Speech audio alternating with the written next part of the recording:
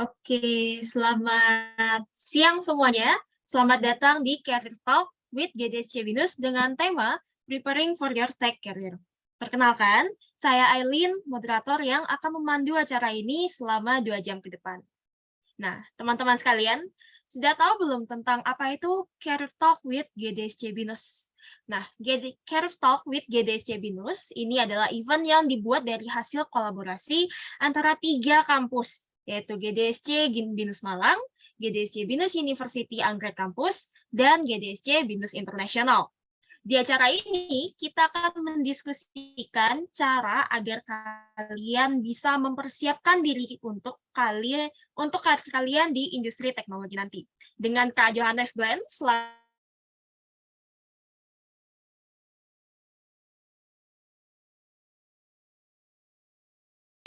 wah, tahukah kalian, kedua pembicara hari ini juga Binusian loh. Jadi, sebagai sesama Binusian, pastinya baik peserta maupun pembicara, kalian bisa saling memahami nih pengalaman masing-masing. Nah, oke. Berikutnya, saya ingin menginformasikan kalian tentang tata tertib yang harus kalian terapkan sepanjang acara ini. Nah, pertama, peserta wajib memasuki room dengan menggunakan format nama, peserta, strip nama kalian. Kedua, peserta yang mengikuti acara diharuskan menggunakan virtual background yang sudah disediakan oleh panitia. Tadi sudah dikirim oleh GDSC Binus University. Ketiga, selama acara berlangsung, peserta wajib menonaktifkan mikrofon kecuali jika ada instruksi dari saya. Keempat, peserta dilarang spam, dilarang mencoret-coret layar, dilarang share screen, dan membuat keributan selama acara berlangsung. Bila peserta melanggar peraturan yang berlaku, kami selaku panitia berhak mengeluarkan peserta dari room Zoom. Ya. Lalu yang kelima, peserta diwajibkan men-screenshot pada saat acara berlangsung yang nantinya akan digunakan sebagai bukti kehadiran di absensi. Nah, link absensi ini akan dibagikan saat akhir acara pada chat room. Dan kalian diharapkan menunggu dan mengisi ini ya. Soalnya, dengar-dengar dari ketua pelaksana kita, akan ada kelas gratis di coding untuk meniti karir sebagai software developer bagi semua peserta yang akan mengisi link absensi ini. Oke? Nah, berikutnya, seluruh peserta diharapkan untuk mematuhi tata tertib ini demi kelancaran acara.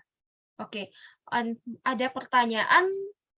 Ini izinkan, maaf kamera saya rusak. Jika memang ada kamera yang rusak, mau gimana lagi, tidak apa-apa. Tapi bagi yang bisa mengaktifkan kameranya, tolong mengaktifkan kameranya. Oke. Lalu, selain itu, bagi peserta yang ingin bertanya kepada pembicara nanti, kalian bisa menuliskan pertanyaan kalian di Slido yang akan diberikan panitia di sesi Q&A. Nah, berikutnya kita ada sesi opening speech dari 3 GDSC Lead yang sudah bekerja sama mewujudkan acara ini untuk kalian, yaitu Haidar Zamzam dari GDSC Binus Malang dan Jason Jenny dari GDSC Binus International. Nah, silakan kepada Mas Haidar dari GDSC Binus Malang untuk memberikan sambutannya terlebih dahulu. Oke, sebentar. Oke, halo semuanya, selamat siang. Terima kasih semuanya sudah hadir di acara Career Talk with GDSC Binus. Terus kemudian terima kasih juga untuk speaker kita yang sangat keren, ada Mas Johannes Glenn dan juga ada Mas Renaldi Cerando yang sudah menyempatkan waktu weekendnya untuk hadir di event ini. Sebentar. Oke. Oke, sorry ada ini ya teknis barusan. Sebentar. Oke, ya jadi sebelumnya aku juga mewakili juga untuk Mas Kurniadi dari GDSC Lead Binus University Anggrek Campus itu nggak bisa hadir. Jadi mohon maaf kalau ada yang nggak bisa hadir ya lead di sini, tapi nanti dilanjutkan oleh Mas Jason Jeremy dari Binus University Internasional. Di sini aku cuma pesan aja ke teman-teman, tolong di event ini ikuti sebaik mungkin eventnya. Kalau ada yang bingung nanti ditanyakan sedetail mungkin kepada pemateri dan serap ilmu sebanyak-banyaknya agar mendapatkan hasil yang terbaik dari event ini. Jangan cuma nyari sertifikat maupun nyari kelas gratis ya teman-teman, tapi cari ilmu sebanyak-banyaknya dan ambil paket lengkapnya seperti itu. Mungkin itu aja dari aku, Aileen. Terima kasih. Aku kembali lagi ke moderator. Bye-bye. Oke, terima kasih Mas Haidar. Nah, selanjutnya kita sambut Kak Jason dari GDC BINUS International. Oke, selamat siang semuanya. Terima kasih untuk bisa menyisikan waktu hari Minggu kalian untuk mengikuti webinar Career Talk with GDC BINUS hari ini. Semoga materi yang kita hari ini bisa bisa memperkaya pengetahuan kalian tentang realita dunia pekerjaan di bidang teknologi. Bagi yang tertarik juga, kalian juga bisa mengikuti seminar-seminar kita di waktu depan by checking out at GDSC BINUS Inter, GDSC BINUS Malang, dan juga at GDSC BINUS KMG di Instagram. Ya, terima kasih semua. Saya kembalikan ke moderator. Oke, terima kasih Kak Jason atas sambutannya. Wah, sangat menginspirasi ya semuanya. Semoga kalian dapat semakin semangat mengikuti acara ini setelah mendengar sambutan dari GDSC List kita. Dan jangan lupa juga terus cek event-event sejenis berikutnya. Nah, oke, pembukaan sudah selesai, pengenalan sudah selesai, peraturan sudah selesai, dan kata sambutan juga sudah selesai. Tanpa perlu menunggu lebih lama lagi, kita langsung saja ke inti acara kita, yaitu sesi seminar pertama mengenai topik Surviving in Tech Company yang akan dibawakan oleh Kak Johannes Glenn, seorang Customer Solution Consultant di Google. Halo Kak Johannes. Halo Aileen. Hai teman-teman semua. Oke, halo Kak, apa kabar? Good. Thank you untuk kesempatannya pada siang hari ini. Ya, ada nggak dengar-dengar nih Kak Johannes ini juga BINUSian ya dulu ya? Benar. Jadi sama seperti teman-teman semua di sini, mungkin sedikit sapa aja. Thank you untuk kesempatannya untuk event yang sudah dipersiapkan oleh teman-teman GDSC BINUS University ini, kayak kolaborasi 3 kampus berarti ya, kalau saya nggak salah ya tadi. Tadi juga ditanya soal Alin, sama seperti teman-teman semua, saya terlahir di Bina Nusantara juga, tapi mungkin sudah cukup bertahun-tahun yang lalu gitu ya. Saya BINUSian 2007. Wow. Jadi oke, jadi kayak udah agak tua banget kalau di sini. Saya ambil computer science, spesifiknya saya ambil software engineering, karena waktu itu cuma ada 3 specializations waktu zaman saya. Saya kurang tahu sekarang seperti apa. Very excited sama teman-teman karena saya bisa hadir lagi di sini di tengah-tengah era BINUSian ya berarti ya. Betul. Oke, seperti yang kalian dengar teman-teman, Kak Johannes ini BINUSian lulusan tahun 2007. Nah, udah lama banget nih Kak Johannes bertahun-tahun bekerja di industri IT dan pasti punya banyak banget pengalaman yang bisa dibagikan kepada para peserta dan kalian pastinya sudah tidak sabar untuk mendengarnya. Oleh karena itu, saya persilahkan kepada Kak Johannes untuk memulai sharing session-nya. Oke, thank you so much. Teman-teman, again, thank you untuk kesempatannya. I'm really mean it. Maksudnya saya sangat terhormat karena bisa bareng-bareng teman-teman semua, dan kalian juga adalah para generasi muda yang saya percaya justru yang akan melanjutkan segala sesuatunya nanti ke depan dengan segala sesuatu teknologi, proses, bisnis, dan hal-hal yang menarik yang akan kalian hadapi ke depan, which is yang akan saya hadapin di masa saya hingga sampai saat ini, dan teman-teman yang akan melanjutkan itu semua gitu. Jadi very excited bersama dengan teman-teman semua. Again, saya Glenn, saya BINUSian 2007, jauh sekali umurnya, maaf. Jadi merasa tua banget di sini. Tapi satu hal yang saya tertarik adalah karena saya diberikan kesempatan pada siang hari ini untuk sifatnya mungkin lebih membagikan pengalaman instead mengajar, karena saya jauh daripada sempurna. Tetapi mungkin karena pengalaman bertahun-tahun yang saya sudah lewati, mungkin ada 1 atau 2 hal yang bisa saya ceritakan melalui pengalaman saya, terutama melalui sebuah tema yang sangat menarik, yang pertama kali di-share kepada saya, judulnya adalah Surviving in Tech Companies. Gitu ya. Itu pertama kali dari teman-teman GDSC share, saya cukup shock gitu, karena biasanya, pengalamannya teknologi apa gitu ya, terus kali ini survive.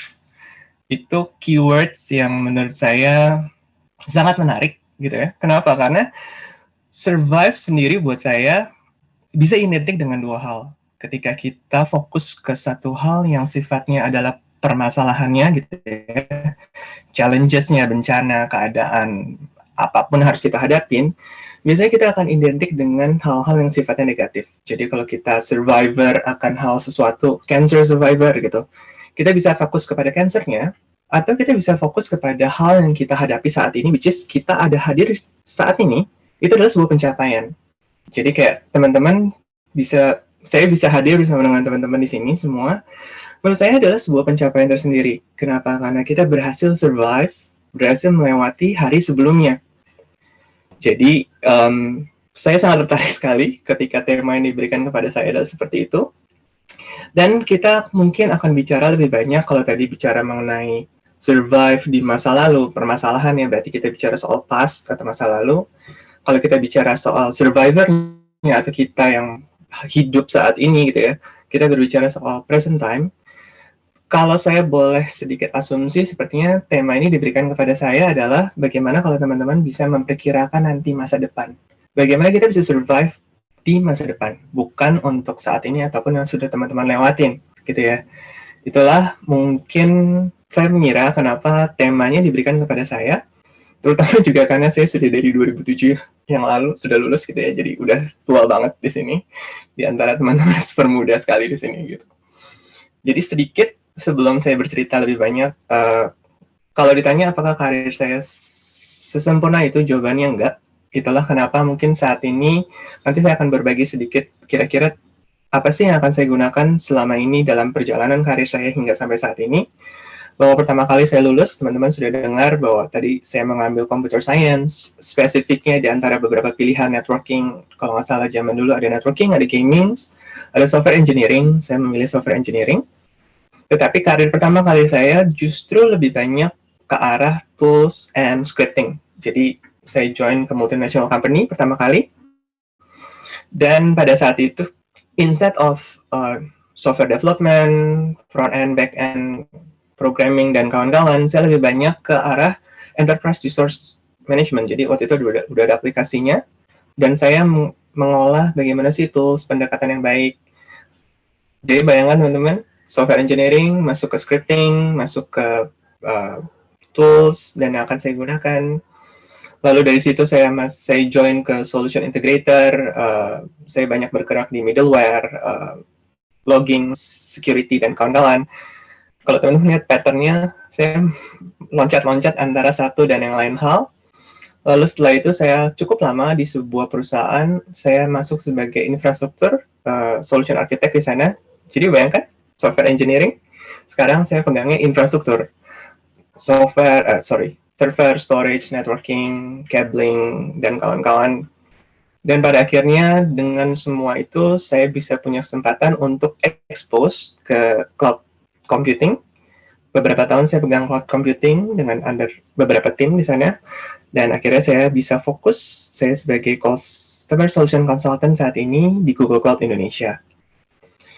Jadi kalau teman-teman lihat, perjalanan karir saya juga cukup unik karena ada banyak sekali gabungan disiplin yang ada di dalam situ gitu ya. Jadi saya bukan fokus ke satu hal front end, saya kuasai very good at one point of time satu buah pengetahuan, tapi saya loncat-loncat. Kenapa? Karena bukan pilihan saya, tetapi karena suatu kondisi yang akhirnya membuat saya memilih hal-hal tersebut. Itulah kenapa saya ingin memulai ketika kita bicara mengenai masa depan. Menurut saya akan sangat sulit untuk kita bisa melihat masa depan, kecuali mungkin teman-teman yang punya kemampuan melihat masa depan gitu ya. Saya nggak punya sejujurnya. Jadi yang bisa kita lakukan pada saat ini adalah memperkirakan masa depan seperti apa. Kalau kita punya pengetahuan, kita punya experience, kita punya skill sets yang cukup, kita akan bisa semakin melihat hal yang semakin jauh ke depan. Tapi kalau teman-teman seperti saya, terutama zaman dulu, saya nggak punya kemampuan itu semua, yang bisa saya lihat adalah yang sejauh yang saya bisa perkirakan. Saya ingin seperti apa, prioritas saya seperti apa, hal-hal yang terjadi di sekitar saya seperti apa. Itulah kenapa kalau kita bicara soal survive in tech companies, terutama berbicara mengenai masa depan, hal-hal yang tidak pasti, hal-hal yang hanya bisa kita perkirakan saat ini, saya memiliki sebuah cara untuk bagaimana kita bisa memperkirakan masa depan mengolahnya dengan baik. Karena pada dasarnya menurut saya, apapun value kita di masa depan, ataupun kalau teman-teman melihat diri kalian saat ini, adalah hasil daripada pilihan-pilihan kita di masa lalu. Gitu ya. Jadi, kalau kita memilih sesuatu, kita mengusahakan sesuatu, kita mengumpulkan value sesuatu di masa lalu, itulah yang akan terakumulasi dengan semua hal itu yang akan menciptakan kita saat ini. Hal yang sama ketika kita mengumpulkan segala sesuatunya lagi, dan kita akan bangun masa depan kita nanti. Itulah dimana kalau teman-teman tanya kepada saya, apa yang saya gunakan dalam memilih pilihan-pilihan yang saya ambil dari dulu. Saya nggak bilang ini saya se-major ini dulu gitu ya, tapi ini adalah salah satu pilihan yang saya value yang saya pegang dari dulu. Jadi karena saya nggak bisa melihat masa depan, hal pertama yang harus dilakukan adalah lihat plan atau cari tahu apa yang saya inginkan sejauh mungkin apa yang saya bisa saat ini. Jadi kalau saya bisa melihat, jadi kan kalau kalian teman-teman pernah kan datang ke interview, mungkin nanti setelah lulus, di mana kalian akan melihat diri kalian 2 tahun lagi, 5 tahun lagi, 10 tahun lagi gitu ya. Kalau kalian adalah orang-orang yang bervisi jauh ke depan, kalian bisa melihat bertahun-tahun, that's very good. Tapi kalau kalian mungkin seperti saya dulu, mungkin yang saya lihat hanya short term aja. Kira-kira yang baik adalah beberapa bulan ini saya ingin mendapatkan pekerjaan contohnya. At least saya settle dulu, saya bisa mendapatkan penghasilan yang stabil, dan itu adalah sebuah pilihan yang akan kita ambil nanti. Gitu ya. Jadi apapun yang bisa kita lihat ke depan, apapun yang bisa kita plan ke depan, plan sejauh mungkin, tetapi kita nggak perlu ngoyo terlalu jauh, tergantung dari kemampuan kita masing-masing pada saat itu. Dan setelah itu, framework selanjutnya adalah, kalau kita udah tahu plan kita seperti apa, kita akan evaluasi setiap berapa lama, lalu karena kita tidak bisa mengubah masa lalu, kita tidak bisa melihat masa depan, jadi menurut saya, hal yang terbaik yang bisa kita lakukan adalah kita olah apa yang kita punya saat ini, which is present time. Jadi, kerjakan sebaik mungkin apa yang kita punya yang ada di tangan kita pada saat ini. Itu adalah moto saya. Dan moto saya yang selanjutnya untuk melengkapi itu adalah, biarlah hari ini lebih baik dari kemarin. Jadi dengan 3 hal itu, saya mencoba untuk menciptakan sebuah framework dalam perjalanan karir saya, terutama ketika saya sebagai pekerja ya di sini konteksnya. Banyak hal yang nanti akan teman-teman hadapin, tetapi kira-kira yang akan saya bagikan pada hari ini adalah frameworknya seperti itu. Nah, berhubungan dengan tech companies, saya juga cukup tertarik. Kenapa? Karena kalau teman-teman dari GDSC sudah memikirkan sebuah tema survive in tech companies, berarti akan banyak hal yang akan kalian hadapi nanti di tech companies, gitu ya. Jadi kalau ternyata mudah untuk dihadapi, gitu, pasti teman-teman GDSC tidak akan mempersiapkan tentang surviving, gitu. Yang ada mungkin membuat hidup lebih seru atau things yang lebih menarik, gitu. Tapi kita bicara soal how we survive, mempersiapkan diri kita untuk segala sesuatu yang akan terjadi di masa depan. Terutama kalau teman-teman perhatikan, banyak sekali disrupsi yang terjadi, baik secara teknologi, baik secara bisnis proses, baik secara people, culture, yang terjadi belakangan ini, terutama di tech companies. Untuk memulai dari semua itu, izinkan saya untuk mengambil masa yang paling dekat dengan kita pada saat ini. Gitu ya. Jadi kalau saya bisa mengulang zaman dulu, mungkin saya akan memulai, karena paling relevan dengan teman-teman semua adalah, anggaplah kita ada di season yang pertama, untuk memulai contoh daripada framework yang akan kita ambil. Saat ini teman-teman ada di academic year gitu ya. Jadi teman-teman ada yang di semester awal ataupun semester akhir. Kita sama-sama ada di, ceritanya kita ada sama-sama di academic year. Bayangkan seperti itu. Jadi untuk memulai framework ini, saya akan memulai dengan memikirkan apa sih yang akan saya inginkan dalam jangka waktu tertentu ke depan. Apakah saya ingin bekerja? Apakah saya ingin exposure-nya? Apakah saya ingin belajar teknologinya? Apakah saya ingin pengalamannya? Apakah saya ingin network-nya? Ataukah saya ingin dengan prioritas yang lainnya gitu ya. Jadi kalau ada teman-teman saya juga yang bilang, saya harus bekerja. Kenapa? Karena saya harus menghidupi sebuah keluarga. Karena ada beberapa keluarga yang dependen terhadap saya. And that's also a priority gitu kan. Jadi pikirkan dengan baik, kira-kira apa yang jadi prioritas kita, apa yang jadi keinginan kita sejauh mungkin pada saat ini, tetapi sesuai dengan kapasitas kita.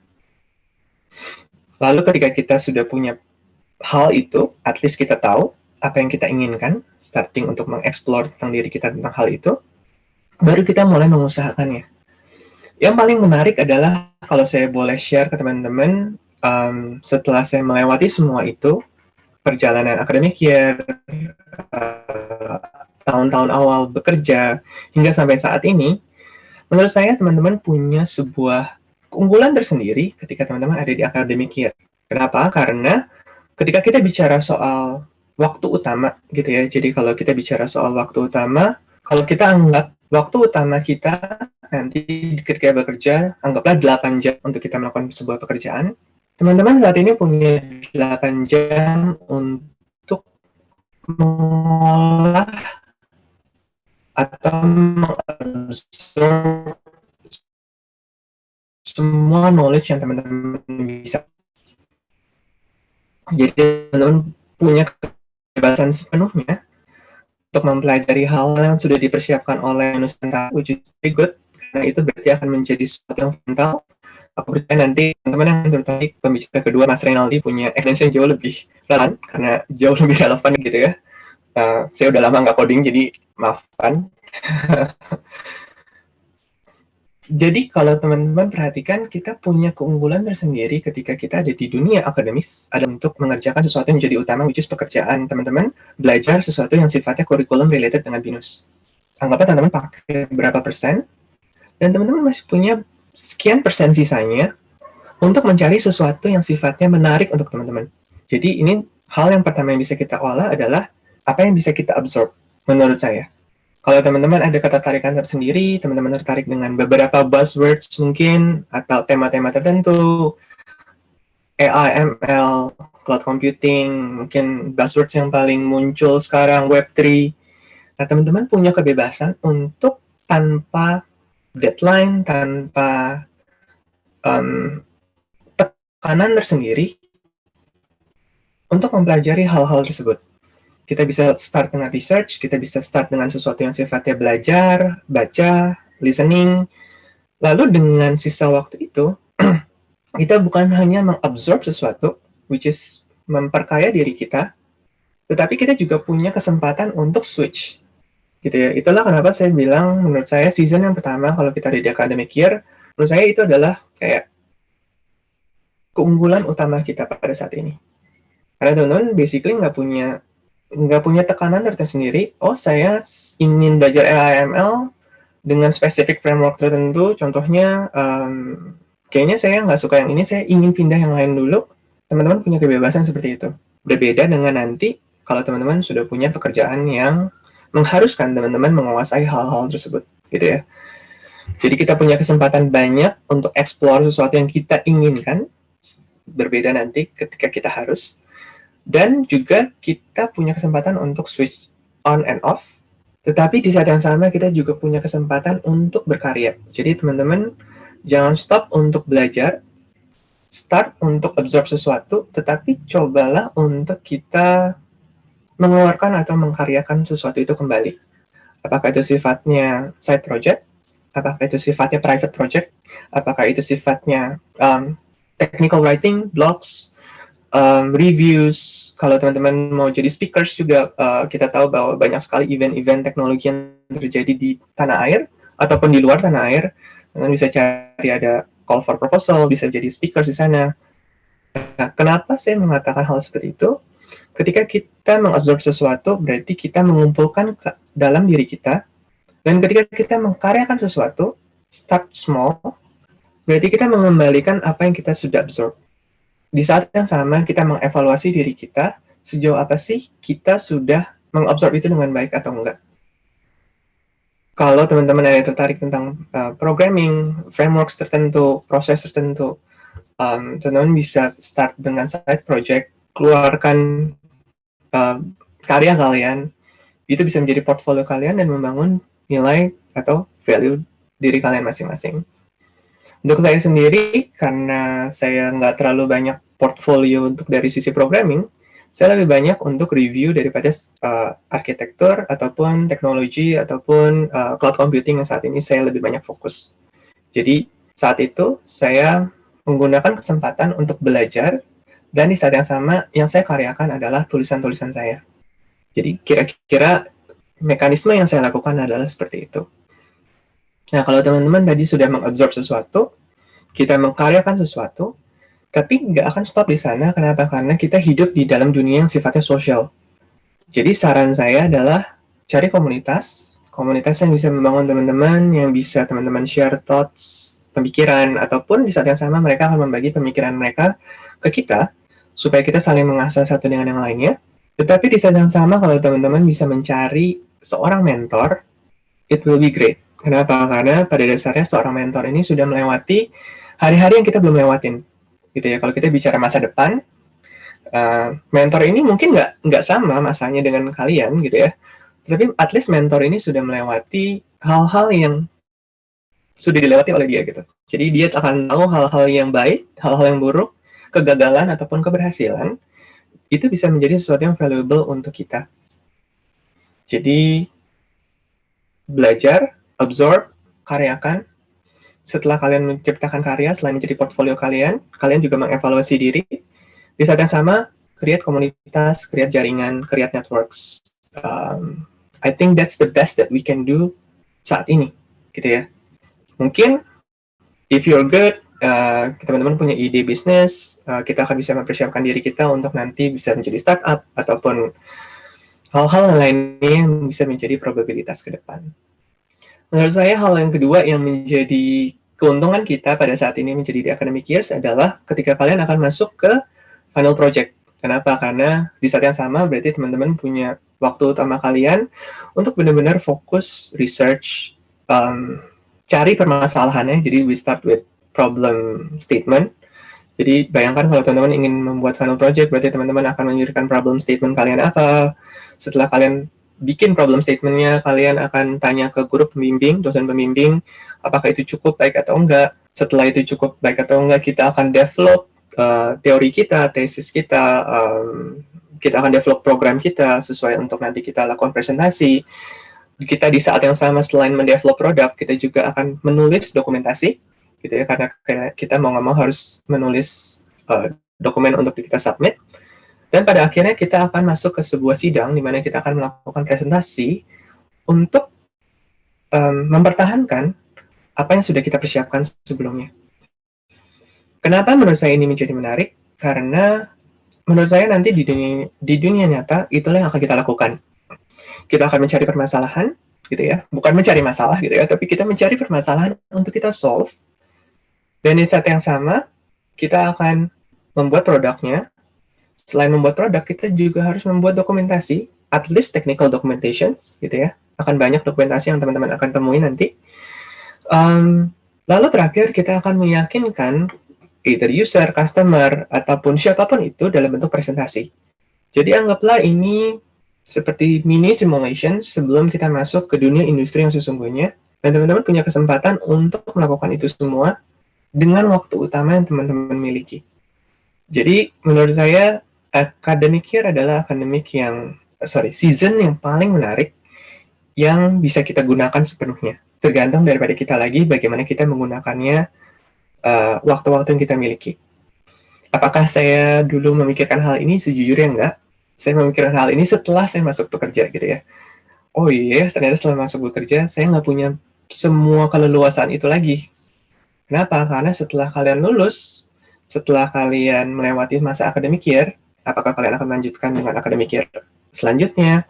Tetapi ketika kalian masuk ke dunia industri, yang tadinya kalian punya waktu 8 jam, main waktu kalian, sekarang kita punya waktu 8 jam untuk berkarya, karena kita dituntut untuk berkarya. Jadi berbeda dengan sebelumnya, kita bisa research, kita less tekanan untuk menguasai sesuatu. Sekarang kita punya 8 jam untuk melakukan tugas yang sudah diberikan kepada kita. Teman-teman akan masuk ke sebuah perusahaan, ataupun teman-teman menciptakan perusahaan sendiri, self-employed, menciptakan startup, masuk ke enterprise company, pattern-nya menurut saya sama. Kenapa? Karena dalam bentuk apapun itu, kita kita dituntut untuk berkarya dalam waktu utama kita. Nah, sekarang berarti menurut saya ketika kita masuk ke season selanjutnya, kita sudah berkurang waktu yang kita miliki untuk kita melakukan hal-hal yang tadi. Mempelajari hal-hal yang menarik untuk kita, berkarya dengan side project, ataupun dengan hal-hal lain, ataupun kita research, kita less chance untuk switch and off, gitu ya. Mungkin saya tertarik akan hal ini, saya mau pindah dulu ke hal yang lainnya. Kenapa? Karena as simple as kita punya responsibility sekarang.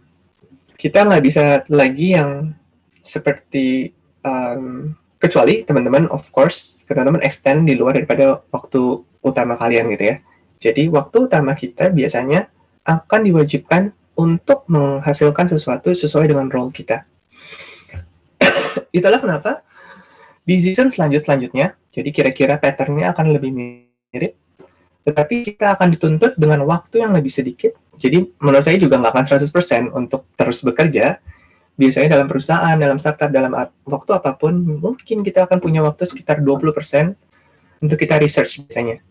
Apakah framework baru, apakah tools baru, apakah teknologi baru, apakah pendekatan baru, proses, bisnis proses, dan lain-lainnya. Berarti kita punya waktu yang lebih sedikit, tetapi di saat yang sama kita punya spektrum yang jauh lebih luas. Kenapa? Karena kalau teman-teman masuk ke dunia nyata, bukan hanya hard skill yang kita butuhkan. Ini menurut saya ya. Jadi kalau waktu dulu saya baru lulus, kemampuan coding saya itu nggak cukup. Kenapa? Karena yang tadi, saya harus menulis dokumentasi, berarti saya butuh skills untuk menulis dokumentasi dengan benar. Saya butuh skill presentasi, karena saya harus meyakinkan daripada user saya hasil yang saya berikan gitu ya. Jadi kalau kita bisa menciptakan aplikasi yang bagus sekali, tetapi kita tidak bisa meyakinkan orang memakai aplikasi tersebut, berarti tidak ada artinya kan. Nah itulah kenapa di season selanjutnya kita diperhadapkan dengan sesuatu yang lebih luas, tetapi dengan waktu yang jauh lebih pendek. Itu kenapa jadi sesuatu yang menarik untuk kalian, tapi di saat sama kita mencoba untuk menuangkan dalam bentuk tes, dalam bentuk kalau masih ada waktu side project atau apapun itu. Tapi yang lebih penting sekarang mengarah kepada mentor. Jadi kalau ada mentor yang sangat baik sekali di company teman-teman, di environment teman-teman, belajar dari dia, cari hal-hal yang bisa kita prioritaskan. Jadi menurut saya keywords-nya saat ini adalah prioritas. Kita punya banyak sekali list. Kalau saya sendiri, saya punya banyak sekali hal yang ingin saya pelajari. Tapi pada dasarnya waktu saya terbatas sekali. Karena banyak hal, tanggung jawab yang harus saya penuhi terlebih dahulu sebelum saya mempelajari semua itu. Gitu. Jadi sekarang, prioritizations adalah hal yang menjadi penting untuk kita miliki di season yang mulai kita mempelajari hal-hal ini. Gitu. Apakah kita akan melihat hal-hal yang berrelasi dengan pekerjaan kita saat ini? Contohnya, apakah ada language baru yang harus kita pelajari? Apakah ada tools-tools yang baru mungkin di company yang baru kita join, mereka punya CI/CD tools tersendiri, mereka punya proses tersendiri, apakah ada cara presentasi atau dokumentasi yang harus kita ikutin? Tapi teman-teman akan bertemu dengan banyak sekali variasi dan kita akan mempelajari prioritas kita ada di mana. Gunakan waktu itu sebaik mungkin karena waktu kita terbatas. Gitu. Nah, ketika kita bicara soal prioritisasi, dengan semakin berjalannya waktu, kita akan punya sebuah skill set yang saya bilang sebagai kita akan mengenal mana yang shiny new things, yang seakan-akan trendy atau keren, mana yang menjadi penting untuk kita karena berrelasi dengan kita saat ini, tapi kita akan mengerti juga kira-kira mana yang akan menjadi penting nanti ke depan. Mulai pikirkan hal-hal seperti itu. Mulai dari pekerjaan kita pertama kali ataupun dari teman-teman yang saat ini gitu ya. Kalau teman-teman udah bisa melihat jauh ke depan, that's a good blessing gitu. Jadi itu adalah skill set yang sangat jarang dan sangat bervaluable, yang sangat berharga untuk kita miliki. Kalau kita bisa memperkirakan kita ke depan kemana, yang akan menjadi penting untuk kita ke depan seperti apa, itu akan sangat berguna sebelum waktunya kita ada tiba di sana gitu ya. Jadi contohnya, akan banyak hal yang akan teman-teman temui, bisnis proses, teknologi, tetapi hal-hal yang cukup menarik contohnya adalah seperti pertama kali saya diperhadapkan dengan pilihan apakah saya akan stay sebagai individual contributor atau saya akan masuk ke people manager. Jadi ada beberapa company gitu ya, mungkin saya akan bring up hal ini untuk brainstorming sedikit dengan teman-teman.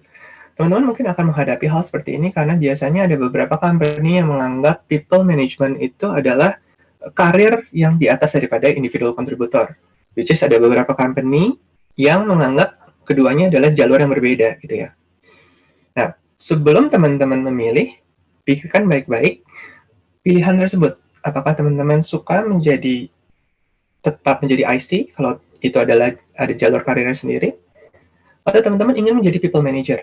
Karena menurut saya dua hal itu menjadi berbeda sekali, terutama dalam pengalaman saya sebelumnya, yang saya underestimate, gitu ya, saya tidak siap untuk menjadi people manager pada saat itu, tetapi karena perkembangan karir, saya harus masuk ke sana.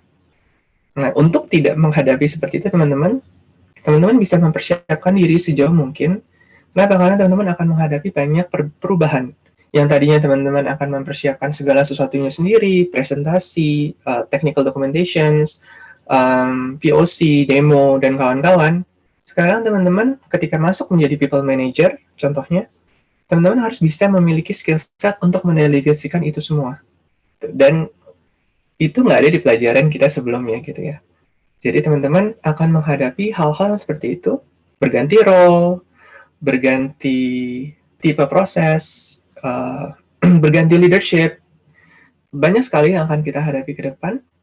Tetapi kalau teman-teman punya skill set yang tadi, knowledge, ya kita tahu mana yang shiny new things, good to have, mana yang menjadi penting untuk kita, tapi mana yang akan menjadi penting untuk kita nanti, itu yang akan mempersiapkan diri kita untuk masuk ke tingkat selanjutnya.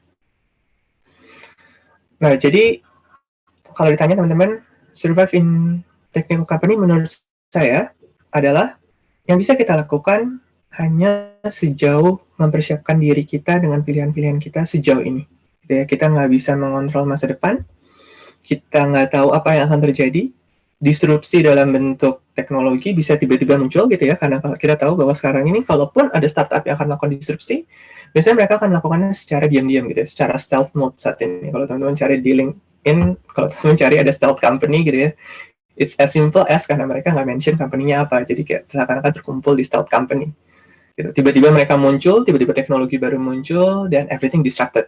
Nah, it can happen, tetapi kita bisa mempersiapkan diri kita dengan semua hal itu, dengan kita create network, kita kenal banyak orang, kita kenal komunitas, kita punya mentor yang bisa cerita kepada kita, dan mungkin even best, mentor kita bisa memperkenalkan kepada orang-orang yang bisa membantu kita dalam karir kita ke depan. At least untuk saya kira-kira adalah seperti itu. Itu yang membawa saya dalam perjalanan, gitu ya. Starting dari, kalau teman-teman lihat, seakan-akan saya loncat-loncat, karena saya punya pilihan-pilihan tertentu, gitu. Karena saya punya keharusan untuk mendapatkan pekerjaan pada saat itu, dengan pilihan yang saya punya. Lalu saya melihat sebuah opportunity, saya bisa belajar bukan hanya dari sisi software, saya bisa belajar dari sisi hardware, karena saya berkecimpung cukup lama, beberapa tahun di dunia infrastruktur. Itulah yang membuat gabungan antara keduanya, membuat saya cukup tertarik untuk bisa fokus kepada yang saat ini saya tekuni, which is dalam bentuk cloud technology. Gitu. Mungkin sejauh ini, untuk hal yang bisa saya sampaikan, jadi kalau ditanya TLDR-nya apa, Glenn? TLDR-nya, please create decisions as best as possible yang bisa kita lakukan semenjak saat ini. Karena dengan berjalannya waktu, kita akan mengumpulkan, ataupun kita akan mengakumulasi semua itu menjadi value yang sangat berharga untuk diri kita nanti ke depan. Oke, at least itu dari saya. Mungkin ada pertanyaan, ada anything yang mau disampaikan? Oke, terima kasih Kak Glenn untuk semua insight sharing-nya dan tips and trick-nya untuk para peserta. Nah, kembali lagi kepada para peserta, bagi yang ingin bertanya, silahkan masuk ke link s.id/career-talk-Q&A atau bisa scan barcode di presentation slides yang ada di layar Zoom kalian. Nah, mungkin kita langsung lanjut ke beberapa pertanyaan yang sudah terkumpul dulu mungkin. Alright. Sebentar. Oke. Nah, ini ada pertanyaan nih, Kak.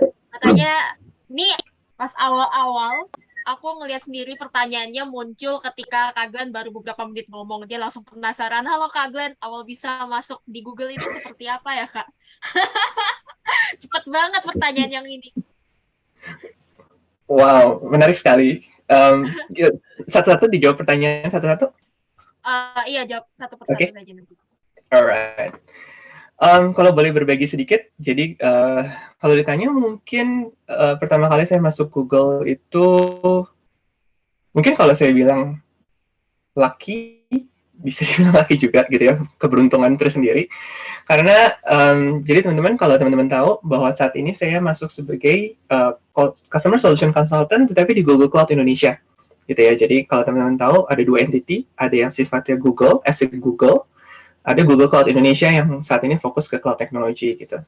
Nah, jadi sebelumnya, sebelum saya masuk ke Google, saya ada di bahasanya local solution integrator, yang tadi saya bilang saya banyak di infrastruktur, saya pegang banyak hal di infrastruktur di on-premise. Berkembangnya waktu, kita melihat cloud technology berkembang sekali di Indonesia, jadi saya 2 tahun sebelum saya masuk Google, saya udah fokus ke cloud technology, private cloud dan public cloud. Sayangnya waktu itu public cloud-nya bukan Google gitu ya. Jadi saya banyak berkecimpung di sana, dan saya lakukan hal yang seperti yang tadi saya cerita. Saya selain saya mengerjakan tugas saya mulai untuk membangun komunitas. Saya berkenalan dengan banyak orang di cloud technology. Saya membangun portfolio melalui tulisan-tulisan. Gitu ya, kalau teman-teman ada yang tertarik, saya punya Medium. Jadi saya bikin tulisan di sana.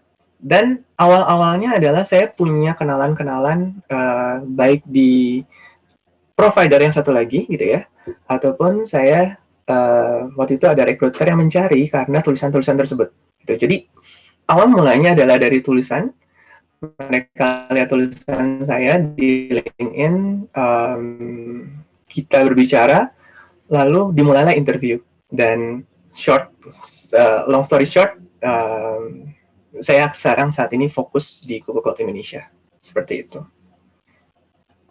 Jadi kalau ditanya, ya, saya mengikuti framework yang sebelumnya, tetapi sebelum itu karena saya memang tertarik di cloud, seperti yang saya bilang, saya ingin ada fokus di cloud technology, saya sudah melakukan hal itu sejauh sebelumnya, hingga suatu saat kalau kesempatannya ada, jadi mungkin saya akan lebih mudah untuk bisa masuk ke opportunity tersebut. Gitu. Berarti seperti yang Kak Glenn share tadi ya, kalau kalian mau sesuatu, persiapkan secepat mungkin, make decision as fast as possible. Kalau kalian mau masuk ke Google, persiapkan segala hal yang perlu kalian siapkan kalau mau masuk ke Google gitu. Dari sekarang. Oke. Itu untuk pertanyaan 1-10, seberapa sulit masuk menjadi software engineer di Google? Ini mungkin bukan jawaban yang tepat gitu ya, karena saya juga bukan software engineer di sana, jadi saya belum tahu 100%. Tetapi kalau saya boleh skalakan, mungkin saya bisa bilang 9 gitu ya, atau 10.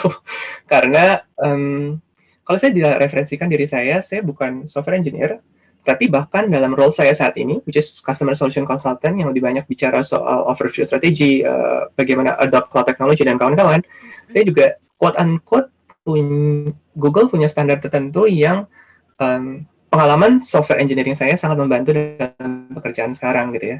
Jadi bayangkan role yang bukan software engineering aja punya standar tertentu, terutama apalagi kalau teman-teman memang akan fokus menjadi software engineer nanti di Google. Jadi persiapkan fundamental, persiapkan algoritma sebaik mungkin. Ya, kalau ditanya skalanya 1-10 menurut saya mungkin 9. Gitu ya. As expected dari big company kayak Google ya, 9 guys. Jadi siapkan diri kalian sebisa mungkin karena susah adanya. Oke, itu pertanyaan kedua. Lalu ini muncul satu pertanyaan baru. tips and trick dong Kak, gimana nih supaya kita tetap konsisten dengan plan yang sudah kita buat dari awal tadi. Ini pertanyaan cukup menarik. Kenapa? Karena definisi konsistensi ini biasanya menjadi suatu perdebatan tersendiri gitu ya. Karena kalau teman-teman seperti saya tipikal Gen X gitu ya, zaman dulu yang masih percaya akan sesuatu yang jangka panjang gitu. Jadi tergantung bagaimana teman-teman melihatnya. Tapi menurut saya kita berikan timeline untuk diri kita sendiri gitu. Jadi jangan terlalu cepat. Dalam arti karena ada beberapa yang sifatnya saya akan mengambil waktu 1 tahun 2 tahun dalam satu pekerjaan tertentu, lalu saya akan pindah ke tempat lainnya untuk karir, which is good. Mungkin teman-teman bisa dapat dollar money-nya dari sana. Tetapi perhatikan dengan sesuatu yang kita dapatkan gitu. Ini menurut saya sendiri. Apakah kita mempelajari sesuatu, apakah itu menjadi valuable untuk kita konsisten di sana. Jadi kalau teman-teman fokus ke satu hal, mungkin teman-teman mau fokus ke AI/ML contohnya, which saat ini cukup baik sekali, kita akan stick dengan AI/ML untuk berapa waktu ke depan gitu.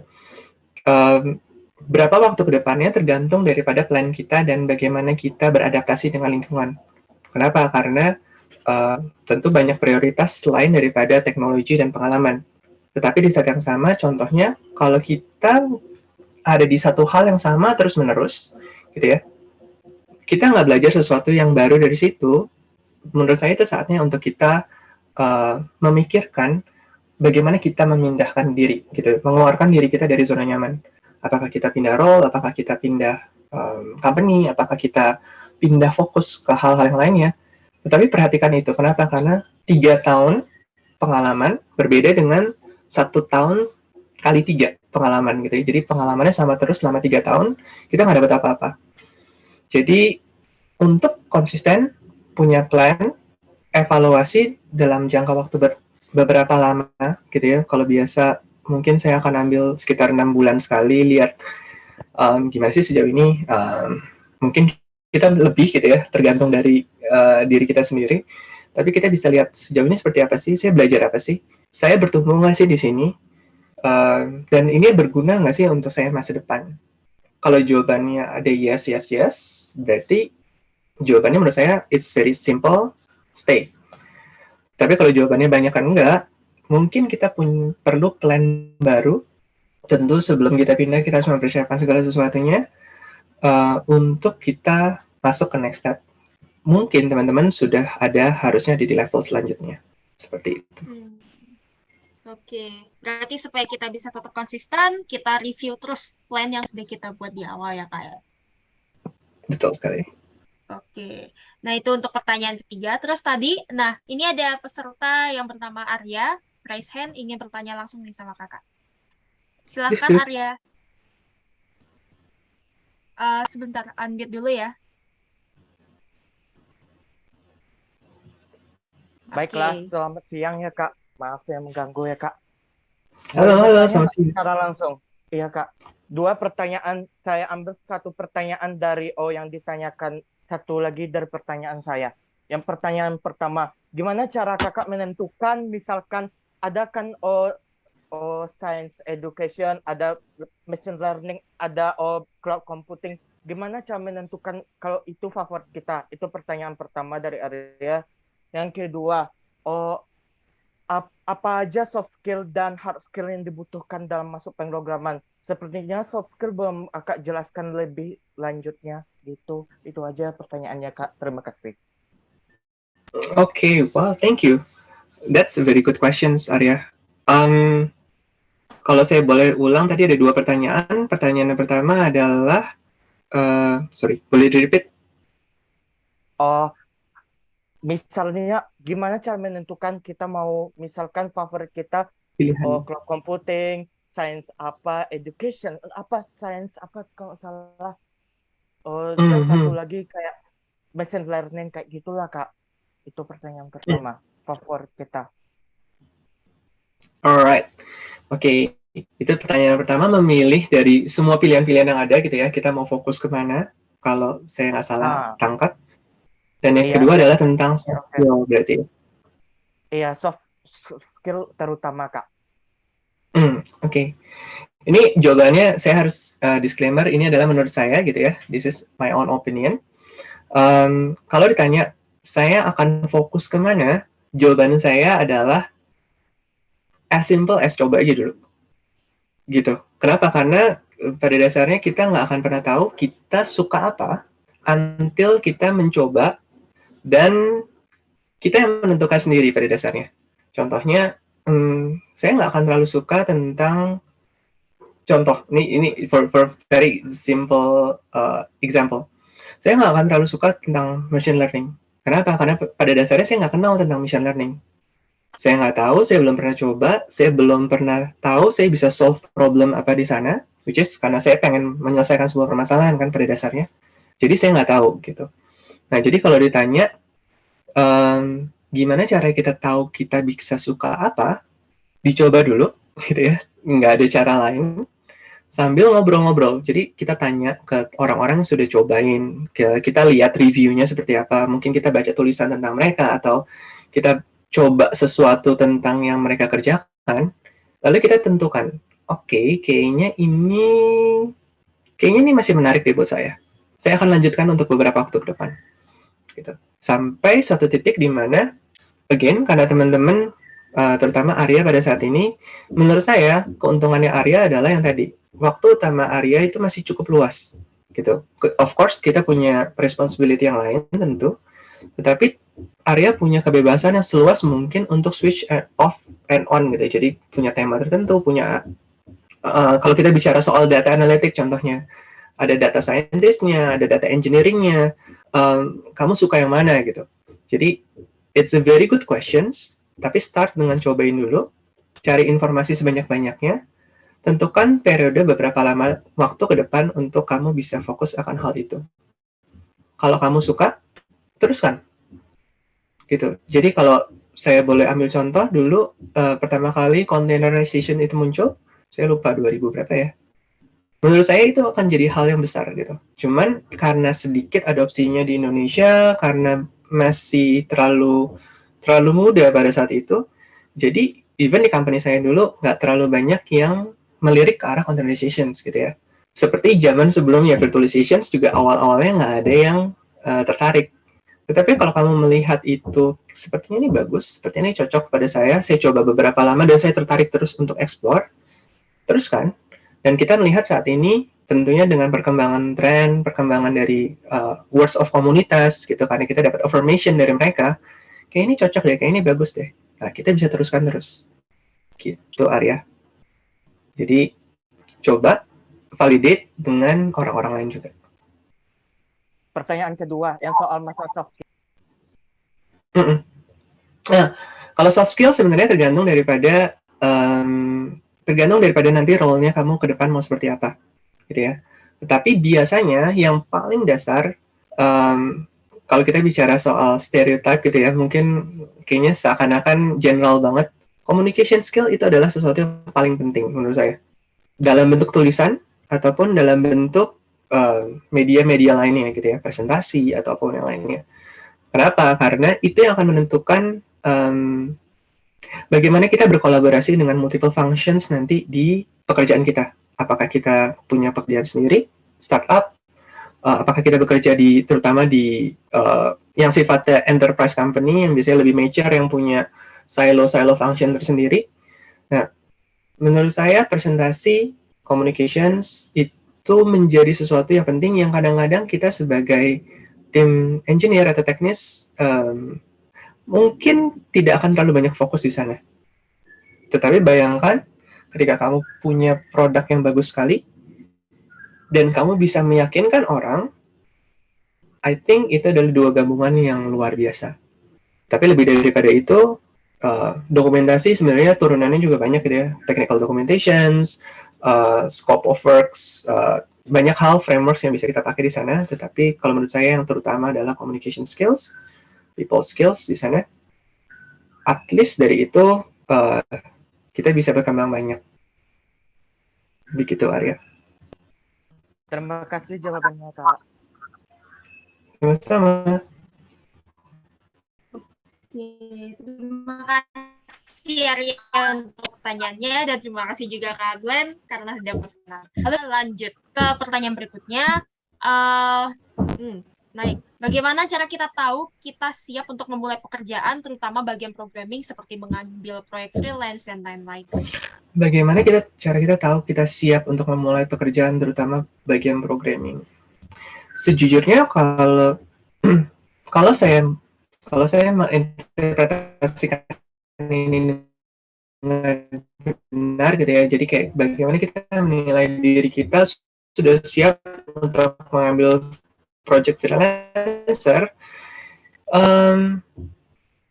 biasanya mungkin ini pertanyaan cukup menarik, tapi biasanya kita nggak akan pernah siap sebenarnya. At least ini menurut saya gitu ya.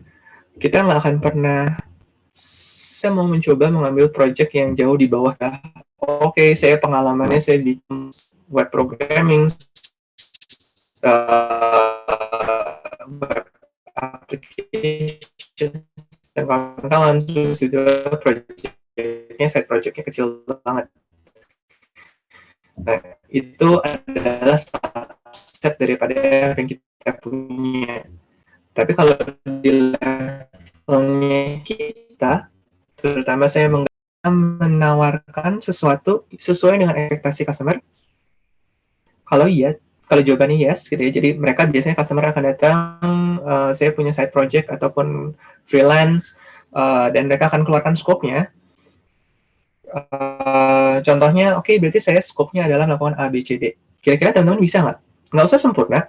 Bisa apa nggak? Kalau jawabannya bisa, lakukan. Jadi kita akan melakukan apa yang kita katakan kita mau melakukan. Stay true with that. Dan dari sana, kita akan melihat bahwa kita akan menjadi lebih baik sedikit demi sedikit gitu. Jadi kalau ditanya, menurut saya semua programmer, semua orang yang memulai segala sesuatunya, we start with nothing. Kita nggak akan pernah siap, kita nggak akan pernah ready. Bahkan ketika kita sangat-sangat berpengalaman gitu ya, teman-teman akan melihat ketika dalam project ada hal-hal yang tidak kita duga gitu. Jadi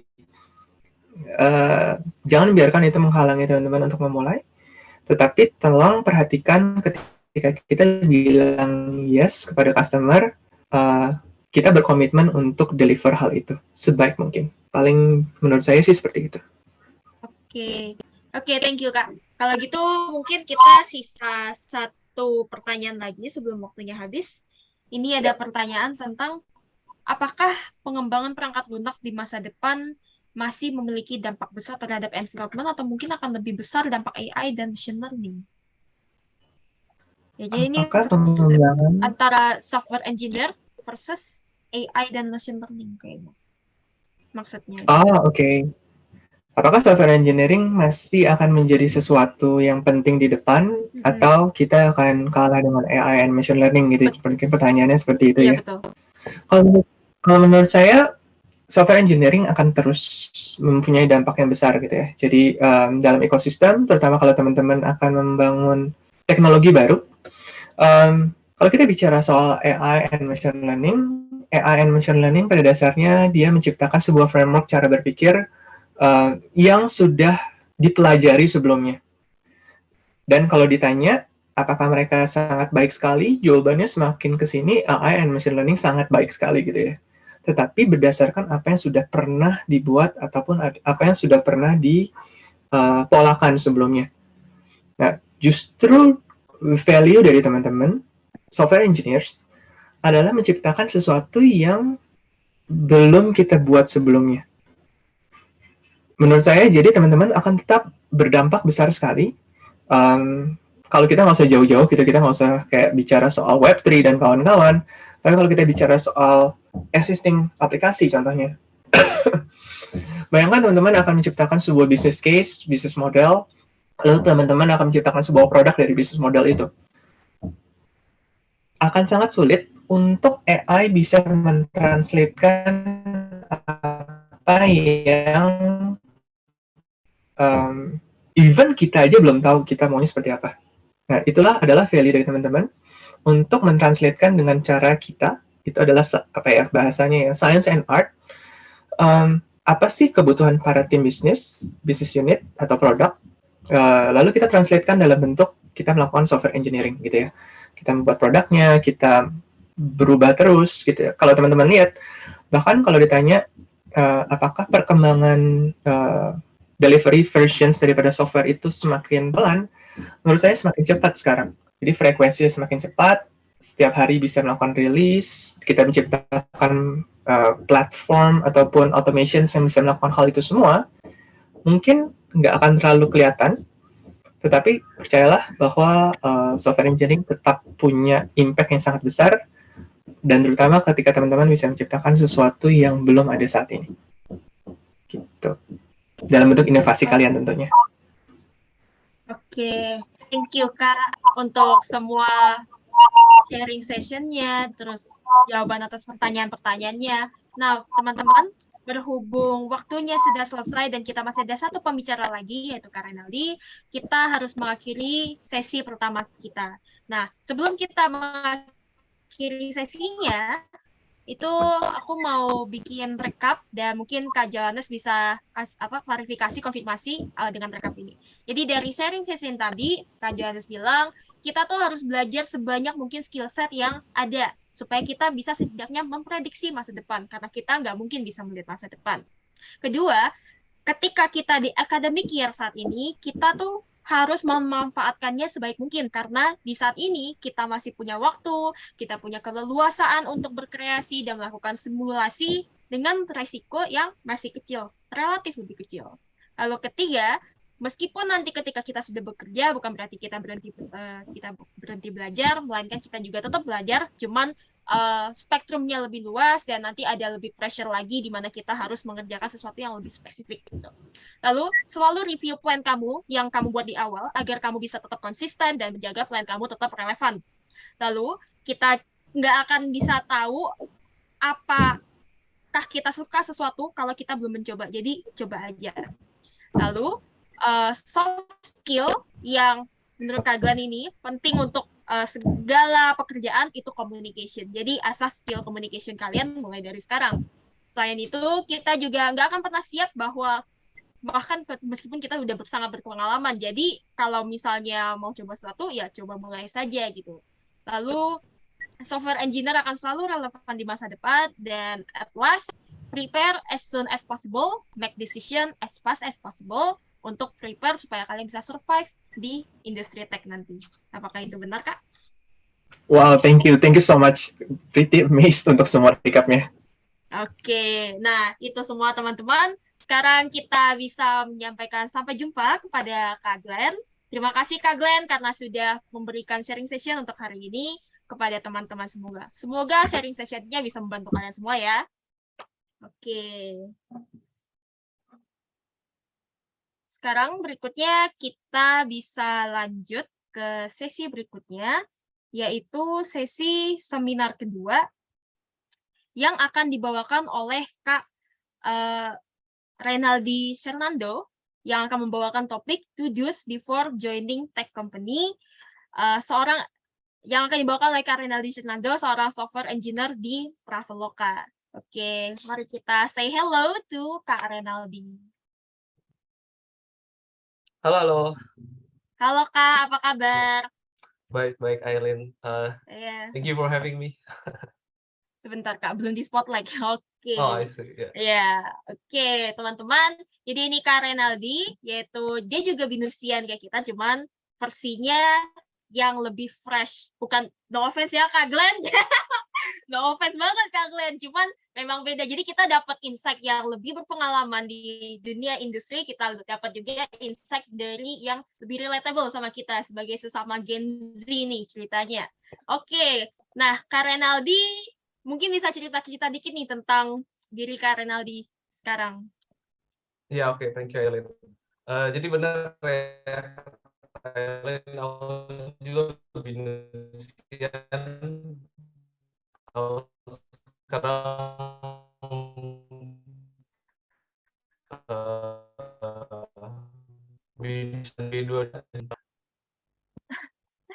Ya, nah Yes, teman-teman, kalian tangkap kan? Kak Renaldi ini baru B22. Belum lulus, tapi sudah diterima jadi software engineer di Traveloka. Sebelum wisuda, luar biasa kan? Kalian pasti penasaran nih, apa sih yang harus kita lakukan supaya kita bisa kayak Kak Renaldi juga, yang bisa sukses bergabung dengan tech company, bahkan di usia mudanya sekarang. Oke, kita langsung saja. Saya persilahkan kepada Kak Renaldi untuk memulai presentasinya. Oke.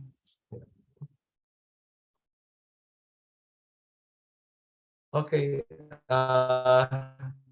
thank you Eileen dan thank you juga Kak Glenn tadi udah share wisdom-nya ya, kayak share banyak kira-kira apa yang bakal dihadapi di dunia kerja.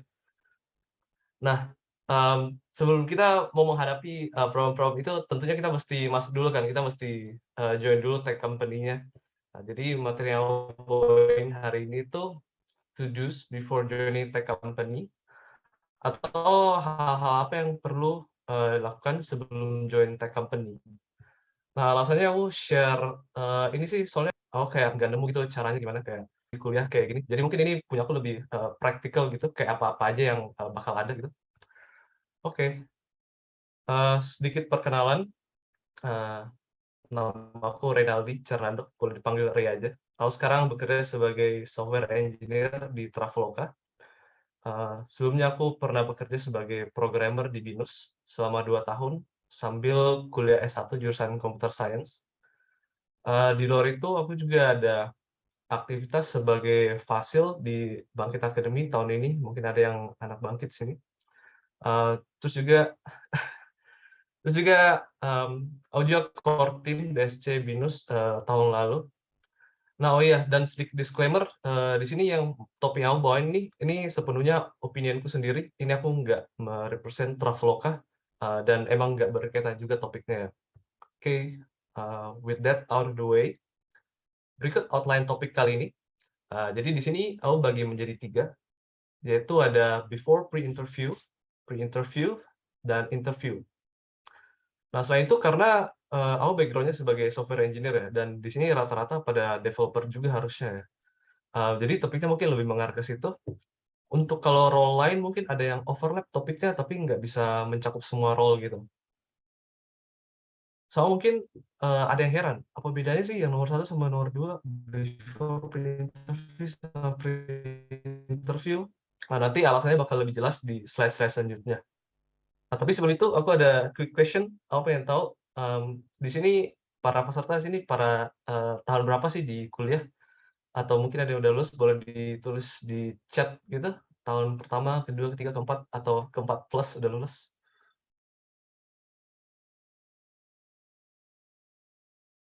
Masih SMK Kakak. Siap siap. Ketiga, oke. Tahun kedua, tahun keempat.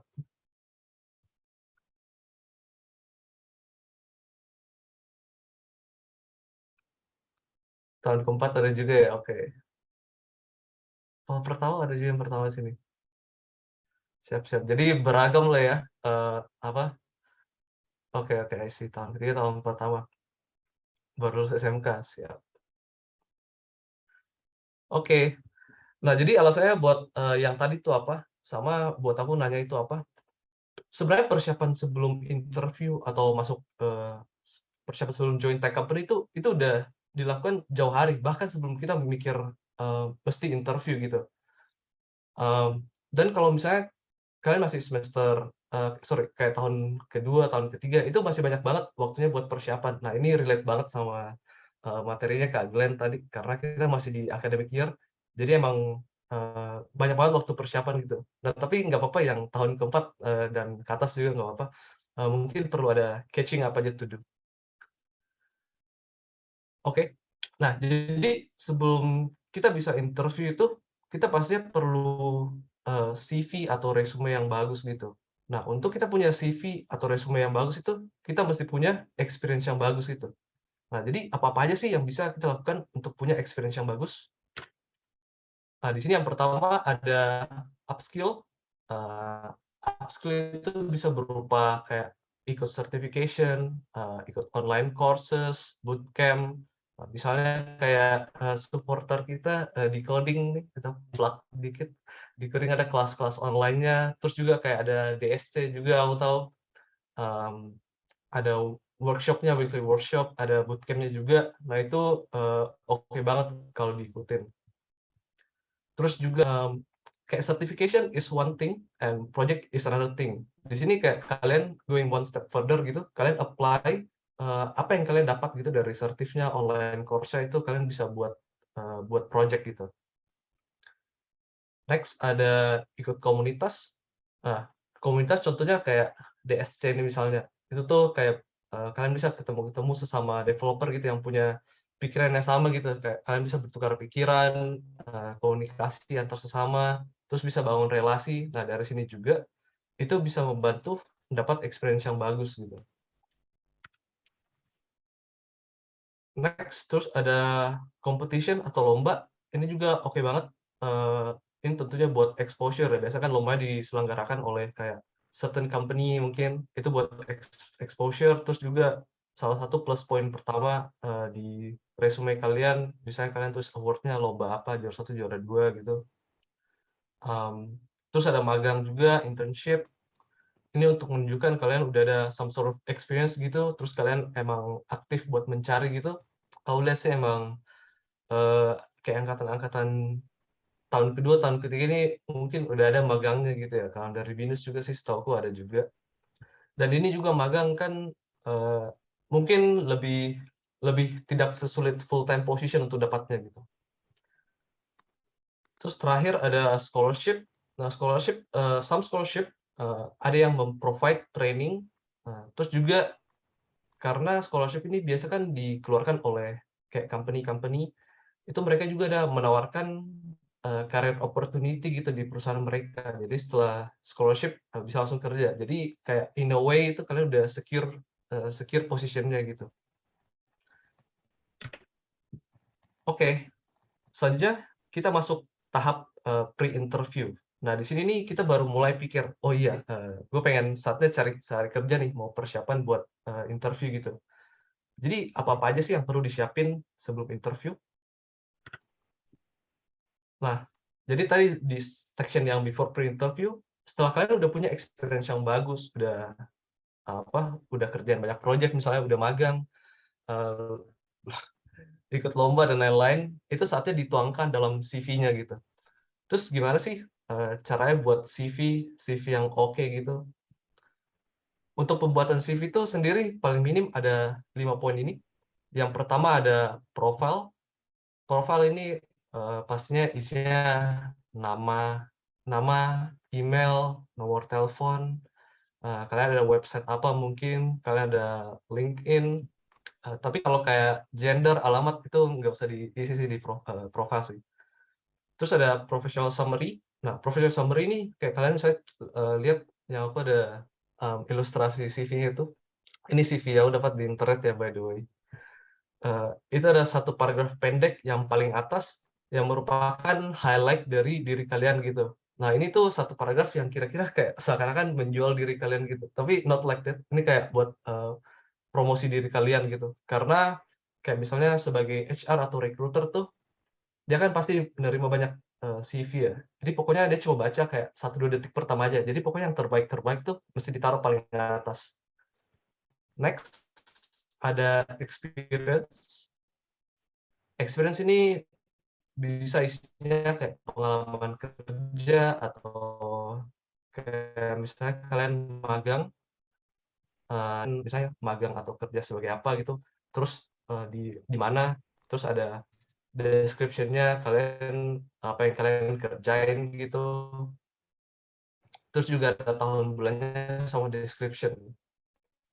Nah, terus untuk experience ini mungkin ada yang tanya nanti.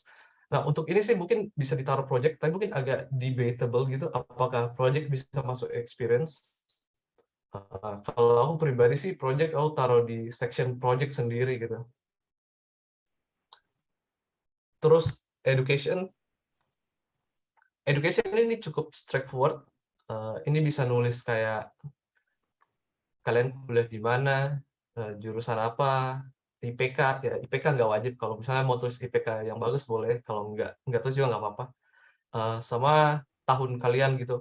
Sama di education nih bisa nulis juga kalau kalian ada ikut kayak summer class, terus ada juga ikut bootcamp. Karena misalnya aku tahu ada orang yang jurusan lain gitu, terus mereka pengen mulai karir di role yang berkaitan sama development gitu. Mungkin kan ada bootcamp yang menyediakan gitu kayak full stack developer bootcamp something like that.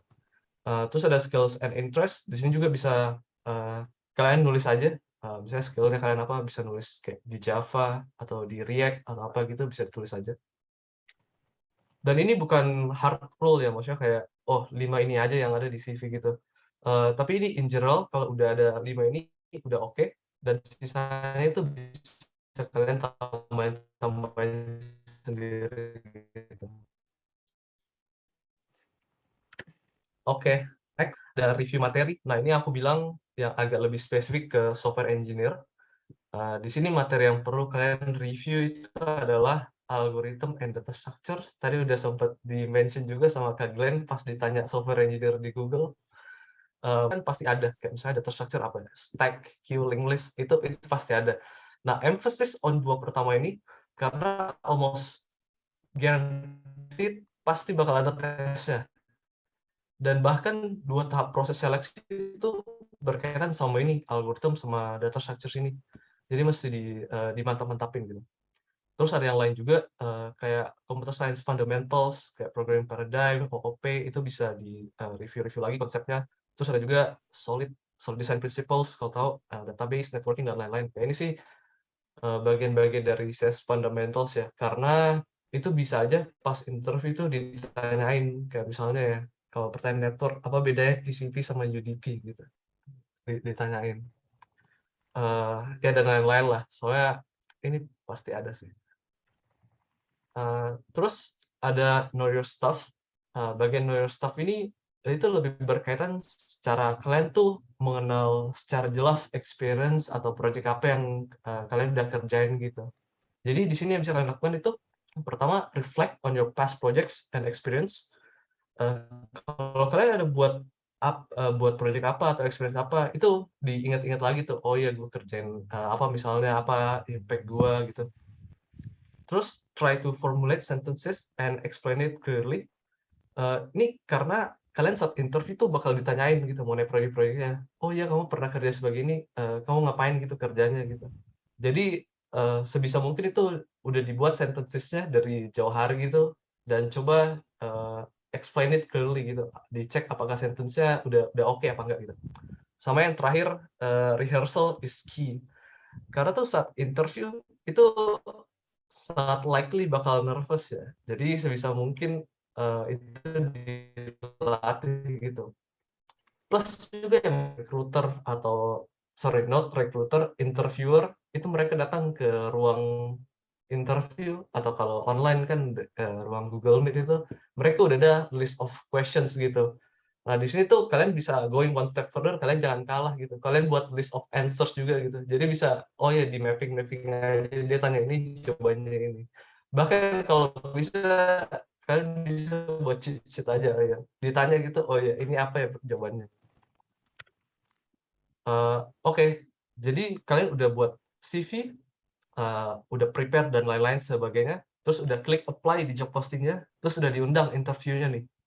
Nah, bagian sini tuh aku bakal nunjukin kira-kira apa aja yang bisa di-expect gitu di tahap interview-nya.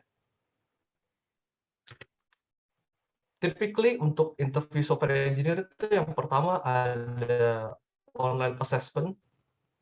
Jadi yang pertama ini online assessment-nya itu ada bakal dikasih beberapa soal yang kalian masih kerjain dan pasti berkaitan sama algorithm and data structures. Oke, mungkin not pasti tapi ada gitu. Mungkin ada kombinasi lah, kayak kombinasi kayak database, mungkin ada SQL dan lain-lain gitu. Dan ini tujuannya tuh kayak buat screening kayak tahap awal banget. Dan biasa dilakukan tuh di online platform. Nah, ini aku udah ada beberapa, kayak yang paling umum sih HackerRank, sama kayak mereka ada gitu. Dan ada beberapa soal yang kalian mesti kerjain, dan ada batas waktunya, ada time limitnya untuk menyelesaikan. Terus ada, kalau misalnya kalian udah lolos online assessment, di sini kalian bakal dikontak oleh HR-nya untuk schedule session live coding. Nah, di session live coding ini, itu di tab ini kalian bakal ada interviewer yang ngetes kalian. Jadi dia bakal ngasih satu soal programming gitu. Itu bakal dites dari skill kalian untuk menyelesaikan problem ini gitu, project-nya. Dan juga di-assess kita punya cara berpikir. Jadi kan nonton YouTube gitu. Saya itu banyak tuh meme-nya.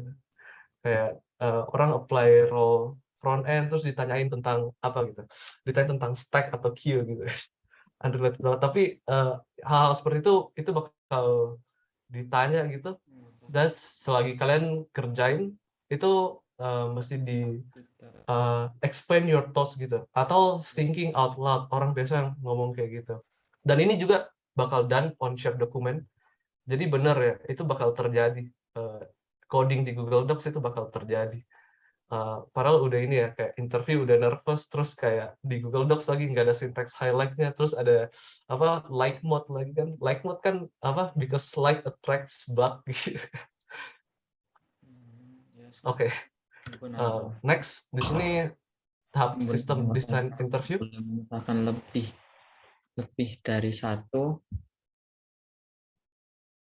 Ya, oke. Silakan lanjut, Kak. Oke. Nah, kemudian di sini setelah yang live coding itu bakal ada namanya interview sistem desain. Nah, maksudnya di sini sistem desain tuh itu kayak kalian disuruh desain sistem atau aplikasi gitu. Kayak misalnya aku contohin di sini, ini contoh soalnya. Coba kamu desain aplikasi URL shortener gitu. Jadi kalian di situ bakal mesti pikir apa-apa aja sih komponen yang ada di maksudnya sistem URL shortener ini. Kalian mesti pikir, oh ada front end-nya buat display ke user gitu misalnya, terus ada back end-nya untuk handle logic-nya, terus ada database-nya gitu buat storing datanya. Nah, terus juga bakal ditanyain ways to scale the system. Jadi kayak misalnya user-nya nambah 100x nih, jadi apakah sistemnya sekarang bisa menghandle. Terus ini juga based on domain knowledge. Ini maksudnya apa? Ini mungkin spesifik ke domain kalian ya. Aku tunjukin ini contohnya karena aku sebagai role-nya back end gitu. Tapi kalau misalnya kalian role front end, role Android, itu mungkin bakal spesifik, lebih ditekankan bagian situnya mungkin. Kayak mungkin Android ditanya pakai arsitekturnya apa, terus kayak kontrak API-nya kayak gimana dan lain-lain gitu. Front end ya mungkin berkaitan sama front end juga gitu. Nah, terus di sini ada cultural fit. Katanya kalau masuk cultural fit tuh, kalau kalian misalnya udah lolos interview live coding, terus udah lewat sistem desain, terus udah cultural fit, itu katanya udah 80% lolos gitu. Tapi asalkan nggak messed up aja di sini. Di sini tuh yang dites itu apakah kalian bakal fit nggak, maksudnya bakal cocok nggak kerja sama tim gitu. Terus itu juga bakal nge-assess attitude ya kayak soft skill lah gitu. Dan biasanya yang interview kalian ini dilakukan oleh calon manajernya gitu, calon manajer kalian di situ. Nah, oke. Kalau kalian udah melewati semua tahap ini ya dan lolos, terus selanjutnya adalah offering. Kalau udah sampai tahap ini tuh kerja keras kalian akhirnya membuahkan hasil, and you can pat yourself in the back. Di tahap ini kalian akan dikontak oleh recruiter-nya atau HR-nya. Itu bakal dikirim email offering letter untuk posisi yang kalian lamar. Terus misalnya ya jika udah sesuai tawarannya itu kalian bisa terima dan mulai bekerja. Jadi itu aja hal-hal yang perlu kalian lakukan sebelum join tech company. Terus terakhir dari aku itu ada quote dari Benjamin Franklin, dan mungkin ini ngena banget karena berkaitan banget sama Kak Glenn punya materi tadi. Jadi Benjamin Franklin dia bilang, by failing to prepare, you are preparing to fail gitu. Ini sebenarnya sebagian besar tuh, jadi untuk join tech company sebagian besar itu dari persiapannya aja gitu. Kayak udah sempat di-mention, karena kita kayak ada yang tahun kedua, tahun ketiga itu masih banyak banget itu waktu buat prepare. Sama aku juga nggak pernah mention di topik ini kayak kalian harus ada IPK-nya berapa, talent-nya apa, mesti sepintar gimana. Di sini tuh kayak if you put in the work, you're gonna get it eventually. Gitu. So, thank you.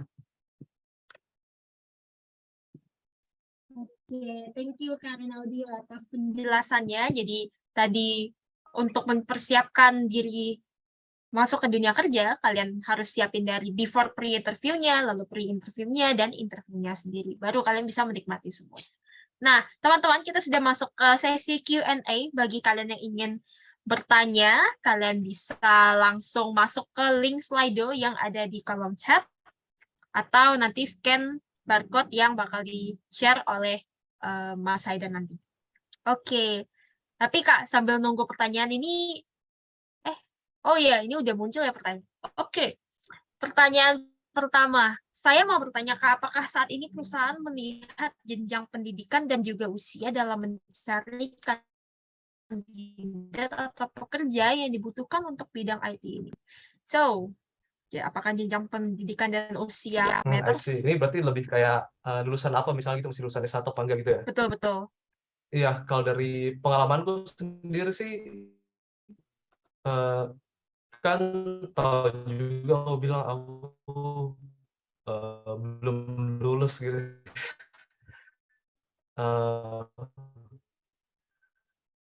Jadi itu certain company itu dia bahkan nggak ngeliat gitu.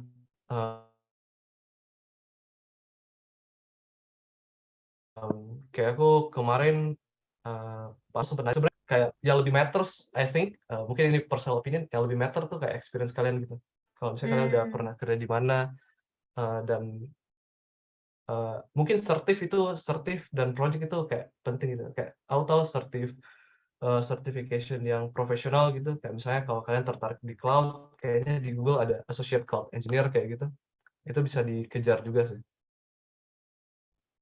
I see. Berarti intinya teman-teman nggak apa-apa ya. Apalagi tadi ketika Kak Renaldi ditanya, ternyata ada beberapa lulusan SMK nih, mungkin mereka nih yang bertanya penasaran apakah SMK dan sarjana itu ada perbedaan di antara pertanyaan pertama. Lalu yang kedua, apa itu cultural fit yang dijelaskan Kak Renaldi tadi? Bagaimana cara kerjanya? Apakah ada tips bagi kami untuk menyelesaikannya, untuk melewatinya atau apa sih?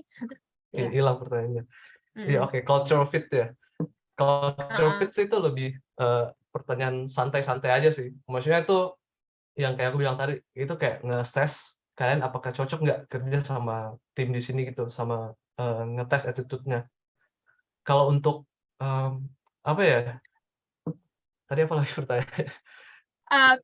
Gimana cara kerjanya gitu? Apakah maksudnya pencobaan 1 bulan atau gimana? Oh, I see. Itu interview tetap dalam ini juga sih, maksudnya dalam satu session aja gitu. Itu nggak sampai 1 bulan gitu sih. Oh, I see. Oke, jadi itu ya untuk yang bertanya cultural fit tadi, ternyata itu cuma pertanyaan-pertanyaan di interview aja. Oke, lanjut. Kita masuk ke pertanyaan berikutnya. Ada banyak platform untuk latihan technical interview. Biasanya yang ditanya tech company itu kebanyakan dari difficulty apa ya? Apakah easy, medium, hard? Ya, oke. Ini udah spesifik banget pertanyaannya ya. Karena aku juga dari tadi tuh semua orang pengen nanyain technical interview-nya. Iya guys, emang penting technical interview gitu. I can tell you. Itu aku juga berbulan-bulan siapin. Tapi ya itu, aku juga bukan kayak skill apa ya. Maksudnya, oh ya, programming, coding, pinter banget. Enggak. Tapi I just put in the work gitu. Kayak kalian cukup latihan tuh itu bisa. Nah, tapi oke. Kini aku menjawab pertanyaan ini ya. Biasanya ditanya tech company itu kebanyakan dari difficulty apa ya? Jadi kalian tahu kan kayak aku tunjukin ada 2 tahap yang dites algoritma sama data structures. Kalau untuk yang online assessment itu typically dia bakal lebih susah gitu. Itu loh kayak pokoknya lebih advance gitu. Mungkin kayak arah medium gitu kalau yang online assessment. Itu aku juga nggak tahu sih kenapa sih. Itu kayak ngetes menyaring banyak gitu kali. Berarti kisaran kesulitannya ya yang medium gitu ya, medium atau hard ke atas. Kalau yang online assessment. Nah, kalau yang Hmm. live coding tuh itu lebih mengarah ke yang isi aja. Karena, Oh, nah, oke, aku bilang isi itu untuk Indonesia ya. oh, Iya, benar. Ngomongin Google tuh, itu Google I think bisa bakal medium. Tapi kalau untuk selevel Indonesia gitu, itu isi udah cukup gitu. Karena yang lebih di-assess itu sebenarnya kayak cara kalian berpikir gitu. ini aku jadi tiba-tiba kepikiran. Berarti kalau misalnya yang live coding, misalnya ya, Mhm. eh dia nggak dapat solusi paling idealnya, tapi ketika berpikirnya itu ternyata masih bisa masuk akal dan lain-lain. Apakah ini berarti live coding tuh nggak bergantung pada hasil, tapi lebih ngelihat prosesnya aja? Tentunya kalau dapat hasil yang optimal gitu pasti bagus ya. Tapi Uh-uh. bisa juga kayak misalnya nggak sampai solution-nya gitu, nggak sampai solution teroptimize gitu. Tapi kalau Mm-mm. udah ada kepikiran idenya gitu, itu mungkin masih di-consider ke tahap selanjutnya gitu. Oh, I see, I see. Oke, then. Nah, itu ya untuk pertanyaan yang tadi. Kita lanjut ke pertanyaan berikutnya. Izin bertanya, Kak, apakah di Big Tech Company juga menganalisis Big O? Dan apakah data structure seperti graph, stack queue digunakan pada saat membuat program? Ini Iya, oke. ini dia pasti penasaran banget, dia belajar di IT itu bakal dipraktikin atau enggak nih nanti. Oke. Ini pasti ya oke. Aku understand pertanyaannya dan aku bisa relate juga. Ini aku pelajarin kompleksitas kepake nggak sih di kerjaan nanti sih Bener, bener. sebenarnya. Nah, tapi itu mungkin not directly kayak di tempat kerja nggak mungkin kayak bakal pikir, oh ya gimana reverse linked list atau apa gitu. Tapi kalau data structure stack queue itu kemungkinan bakal dipakai dan sebenarnya sih ini ya, kalau aku lihat tuh nggak secara langsung gitu. Karena kalau kalian ngerti Big O dan lain-lain tuh, kalian ngerti nulis program yang oke gitu, yang lumayan efisien gitu. Jadi maksudnya di real life itu code-nya nggak berantakan banget gitu. Maksudnya kayak misalnya ada kompleksitas n kuadrat bisa diturunin jadi n log n gitu, itu kan kalian ngerti jadi di kerjanya juga code-nya lebih berkualitas lah gitu. I see, I see. Jadi nggak langsung ditulis di kertas lagi, dihitung di kertas lagi, enggak. Tapi lebih ke, karena kita tahu misalnya, kayak yang kakak bilang, N kuadrat lebih bagus daripada N pangkat 2. Jadi ketika kita bikin looping juga langsung otomatis menghindari loop inside loop gitu ya. Langsung Iya. otomatis ke yang N kuadrat. Oke. Nah, itu pertanyaan yang tadi. Sekarang kita lanjut ke pertanyaan berikutnya. Banyak Web3 School bisa digunakan untuk penunjang saat melamar kerja di perusahaan.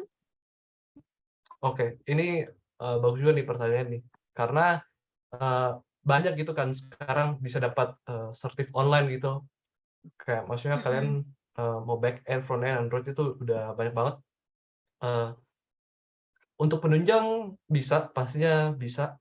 Tapi balik lagi yang aku mention tadi yang bagian before pre-interview, certif is one thing, terus kalau project is another thing gitu. Itu lebih kalau aku pribadi lihatnya lebih berbobot gitu. Karena kalian apply apa yang kalian pelajarin gitu. Instead of kayak oh ya, aku lulus kelas Android ini misalnya gitu kan. Menunjang bisa, tapi even better kalau kalian take it one step further buat proyek yang berkaitan sama itu gitu. Oh, oke. Ya. Oke, kalau gitu kita lanjut ke pertanyaan berikutnya. Sekarang di sini ada Kak Renaldi. Apa sih perbedaan full stack developer, software engineer, dan programmer? Dan apakah perbedaan itu berlaku di semua negara? Oke, I see. Iya, ini emang apa ya, banyak tanya-tanya juga sih. Dan mungkin aku sekarang masih samar-samar juga perbedaannya ngeliatnya kayak developer, software engineer, program. Tapi mungkin ini lebih kayak ke responsibility-nya kali. Kalau aku ngeliatnya ya, developer atau programmer itu lebih kayak oh ya just write code gitu, kayak oh ya nulis kode aja gitu. Sedangkan kalau software engineer aku ngeliatnya ya, itu kalian pikir hal yang lain juga gitu. Apakah kayak sistemnya udah oke gitu. Itu makanya kenapa ditanya yang sistem desain, itu kan bukan coding sebenarnya yang sistem desain kan. Itu kayak lebih ya kalian membuat software lah gitu. Sama mungkin apa lagi ya? Kalian lebih dapat gitu dari sisi lainnya gitu. Jadi bukan hanya coding doang, itulah yang bisa aku bilang. I see. Oke, dan kalau begitu kita lanjut lagi ke pertanyaan berikutnya. Katanya, seberapa banyak Kak Renaldi berlatih per hari untuk persiapan technical interview? Per soal kah atau per waktu? Dan dalam kurun waktu berapa lama?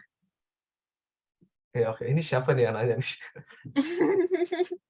Ada yang mau raisen nggak ngobrol sama Kak Renaldi? Iya. Oke. Kalau kurun waktu sih, ini khusus belajar technical interview ya, kayak nyiapin algoritma sama data structure. Kalau aku pribadi tuh mungkin kayak ada 4 bulanan gitu, aku siapin kayak setiap hari latihan gitu. Satu soal, tapi setelah aku melewati itu ya, mungkin kalian bisa in less time gitu, nggak harus 4 bulan banget gitu. Selama Kalau 4 bulan ini, kakak berlatihnya kayak 8 jam per hari atau gimana? Nggak mungkin nggak 8 jam per hari juga sih, soalnya waktu itu kan emang aku juga kayak apa ya, ada tanggung jawab yang lain gitu loh, jadi nggak bisa 8 jam per hari. Tapi aku tuh mungkin kayak di pagi hari aja, mungkin 1-2 jam di pagi itu, aku bisa nyelesain kayak 1, 2, 3 soal gitu. Oh, Jadi berarti sehari iya, jadi sehari mungkin kayak 1-2 soal gitu. berarti goalnya itu pakai jumlah soalnya ya. Yang penting 1 atau 2 soal selesai gitu. Bisa dibilang gitu, tapi sebenarnya aku bilang sih goalnya sih lebih ke arah konsisten sih, kayak setiap hari itu latihan terus sih, bukan kayak one time satu hari kalian belajar 10 soal langsung sekaligus. Tapi kalau buat kayak kalian pengen menanam banget tuh kayak coding, kayak gimana kompleksitas itu kayak mesti setiap hari sih. I see. Terus selama Kak Renaldi ini belajar dulu persiapan technical interview itu biasanya pakai platform apa paling seringnya? Ya, oke. Platform sih banyak ya. Bisa dicari lah. Kayaknya nggak bisa sebut langsung deh. Tapi yang dari tadi aku tunjukin 3 logo tuh itu bisa dicoba 3-3 itu. HackerRank, HackerEarth, atau LeetCode gitu. I see. Oke, dan beda. Kalau begitu kita lanjut. Oke. Apakah menguasai desain sistem memiliki nilai lebih? Oke, ini good question. Ini sangat oke banget. Jadi buat apa sih sebenarnya buat apa dulu sih itu sistem tes, kayak seberapa senior kalian gitu untuk ngetes senioritas gitu. Dan kalau ditanya apakah menguasai sistem desain memiliki nilai lebih, itu jawabannya iya. Kalau misalnya kalian bisa buat pas interview sistem desain, kalian bisa jelasin kayak sistem desainnya yang oke gitu lah, oke dan scalable, itu kayak bakal menentuin kayak grade kalian, kayak apakah ini kayak lebih junior atau orang bilang medior, mid, atau kayak lebih senior gitu. Terus kalau kakak mau belajar, ini jujur aku bingung sih, meskipun aku jadi tahun ketiga ya. Ketika mau belajar sistem desain, itu gimana? Apakah dengan terus-menerus membuat proyek, lalu menganalisis proyek kita sendiri, atau kita bisa cari cara untuk melihat sistem desainnya proyek orang lain, dan lain-lain? Kalau bisa-bisa, gimana caranya? Oke, thank you, Ellen. Iya, itu bisa dari dua-duanya itu sih. Kayak kalau kalian buat proyek kan kalian pasti tahu jelas ini sistem desainnya kayak apa gitu. Kayak apa-apa aja yang take in place gitu, kalian buat proyek apa. Tapi kalau ditanya apakah ada resource di luar juga belajar, itu ada juga sih. Kalian bisa cek aja learning system design atau apa gitu. Di YouTube juga banyak kayak gitu. Jadi ada ya? Ya, kebayang. Ada. Oke, ada. Oke, Kak, thank you. Ya. Nah, ini ada satu peserta yang raise hand. Peserta Arya, silahkan. Sebentar aku unmute dulu ya. Nah, Kak, boleh bertanya nggak? Ya, boleh. Menambahkan pertanyaan dari desain sistem itu apa kalau salah? Ya, I see. Oke. Oke, sistem yang digunakan di metaverse AR VR ya. Pribadi sih kayak bukan di posisi yang bisa jawab itu ya. Jadi aku kayak memang bukan background-nya kayak AR VR atau metaverse, itu kayaknya udah baru banget deh. Itu yang Web3 yang di-mention Kak Glenn. Mungkin Kak Glenn ada input, Kak? Likewise, karena masing-masing daripada aplikasi Web3-nya juga punya independent structures gitu ya. Jadi mungkin nanti kita bahas di yang lainnya, karena saya juga bukan expert di Web3, nanti takut saya sebut-sebut terus salah lagi. Thank you, Kak. Oke, kalau gitu itu pertanyaan dari Arya. Nah, berikutnya, ini kayaknya pertanyaan sama ya dengan yang udah Kak Renaldi jawab tadi. Terus lanjut, sebagai software engineer, bagaimana cara kakak dalam meluangkan atau mengatur waktu antara pekerjaan dan juga belajar teknologi baru? Oke.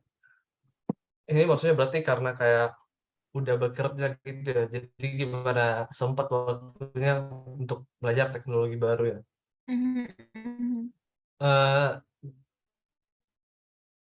Jadi iya, kalau di tempat kerja kayak udah sempat di-mention Kak Glenn, ada waktunya kayak research kira-kira mungkin mau belajar pakai teknologi baru apa gitu. Tapi itu yang dari company-nya ya, maksudnya berkaitan sama kerjaan lah. Tapi kalau pertanyaan lebih kayak, oh ya kalau di waktu luang gitu kan, kayak misalnya waktu kosong, oh ya kayak pengen belajar mobile itu, ini ya. Ya, ini juga dari kemauan sendiri sih, kayak just do it gitu. Kalau kalian ada interested in stuff gitu, kayak kalau misalnya aku pribadi sekarang lagi interested in mobile development gitu, jadi aku ya kalau ada waktu luang kayak baca-baca, coba-coba buat projectnya, itu kan kayak pasti ada getting started-nya gitu. Jadi itu sih kalau di luar jam kerja kayak gitu. Oke. Nah, itu ya, yes, berarti nonton, kalau ada waktu luang aja, terus sempat, berarti nonton, terus baca-baca, dan lain-lain. Nah, kalau gitu kita lanjut ke pertanyaan berikutnya.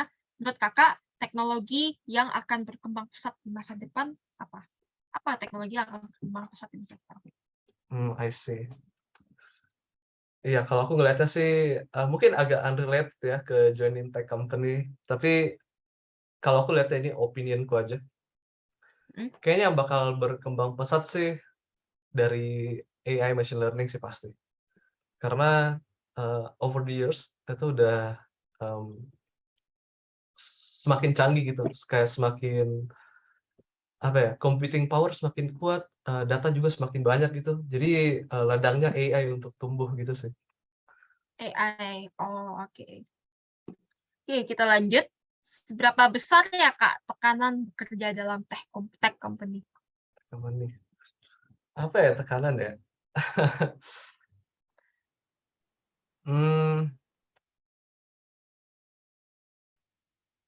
Ini mungkin more like ini sih, kalau tekanan ya, ini aku juga nggak bisa, apa ya,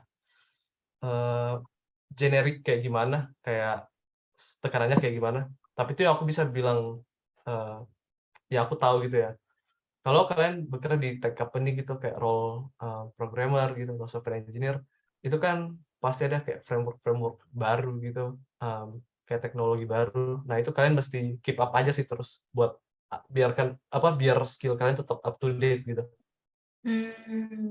I see. Oke. Kalau gitu kita lanjut. Kayaknya ini pertanyaan terakhir sampai 14.50. Oke. Bahasa pemrograman, library, atau framework apa ya yang masih sering digunakan .NET? Oke, ini pertanyaan oke banget deh. Ini bagus banget. Kalau aku pribadi ngeliatnya ya, C atau .NET tuh katanya ya, ini aku hearsay ini katanya. C atau .NET tuh katanya C atau .NET tuh katanya bahasa enterprise gitu. Maksudnya enterprise itu kayak agak jadul gitu, jadi mulai ditinggalkan. Katanya gitu ya. Tapi aku ngeliatnya sih mungkin nggak terlalu deh. Kayak mungkin kalau kalian bahasa C# itu kan agak baru. Kalau Java masih populer sih sebenarnya. Kalau yang keren-keren kan sekarang orang pakai JavaScript semua ya. Itu sih. Biasa di Stack Overflow ada ini juga kan ya, polling ranking gitu tentang framework yang masih populer dan lain-lain gitu. Mungkin bisa dicek di situ. Iya, boleh sih. Ya.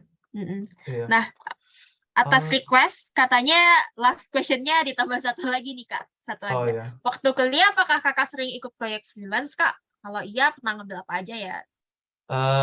Aku pribadi kuliah nggak pernah project atau freelance. Kayak kalau project-projectku sih itu berasal dari kayak aku kerja, kayak aku tadi ngasih lihat CV ku, bukan CV sih. Pengalamanku dikit, bekerja sebagai programmer di Binus. Jadi dulu kalau kalian tahu Binus Maya, ya mungkin saya ada sedikit. Wah. Sama kalau project lain sih, kayak inisiatif aja aku ada kerjain sama temanku gitu. Kayak ngebuat website sorting event gitu. Sama Wow. kayak apalagi ya? Mungkin dari ikut lomba kan bisa dijadiin project gitu. Bener-bener. Kak, Oke. boleh nggak menambahkan Kak? Soal yang bahasa C yang tadi itu Kak. Kalau menurut Kakak antara bahasa C, C++ atau Java gitu, itu mana bahasanya yang paling apa gitu, stabil gitu, yang paling cepat gitulah Kak. Itu aja pertanyaan terakhirnya. Cepatnya in terms of apa ya? Dalam hal apa ya cepat dapat kerja gitu? Atau gimana ya, Ari? Kehandalan maksudnya Pak. Ya, Bang. I see. Iya, ini juga I think saya bukan di posisi yang ngejudge bahasa apa, tapi pasti ada pros and cons-nya lah masing-masing. Kalau Java kan karena udah ada banyak metodenya tuh, jadi lebih untuk development time-nya pasti lebih cepat. Kalau kayak C, mungkin kayak kalian mesti buat gitu, mesti kalian code gitu. Itu sih paling. Sama mungkin Aileen, aku pengen ini minta 30 detik kita, aku pengen share dikit, boleh kah? Iya, boleh. Silakan, Kak. Oke. Ya, thank you Arya pertanyaannya. Iya.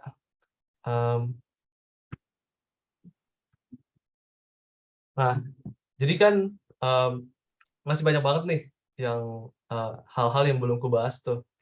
Kayak going in depth, kayak data structures and algorithm, atau kayak CS fundamentals-nya. Masih banyak lagi nih, kayak gimana cara kita nego over sih, gimana cara kita buat CV yang ATS friendly atau study guide-nya, gimana cara apa ya, ngejob interviewer pasti tanya. Nah, kalau masih ada yang punya pertanyaan, ini bisa ask me directly. Ini QR ke Discord-ku, ini bisa di scan aja kalau misalnya masih ada pertanyaan gitu. Atau mungkin malu-malu tanya, boleh ask me privately gitu. Oke. Udah ya, aku balikin lagi ke Aileen. Oke, thank you, Kak. Nah, Thank ingat ya, you. teman-teman, jadi kalau misalnya ada yang mau nanya lagi, silahkan. Kak Renaldi, open opportunity buat kalian nanya-nanya segala macamnya. Oke, nah teman-teman, berhubung waktunya sudah mulai habis dan ya kita sudah mencapai batas waktunya, kita mau nggak mau harus mulai mengakhiri Career Talk with JDSC Binus kita hari ini. Tapi sebelum itu, kita foto-foto dulu bareng pembicara-pembicara kita. Ayo guys, untuk semuanya silahkan on cam, lalu pasang virtual background yang sudah diberikan oleh panitia kami tadi.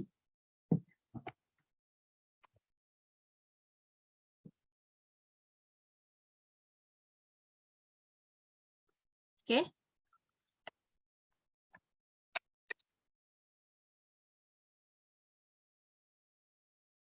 Oke, Kamera. mungkin aku timer mungkin, izin timer sebentar.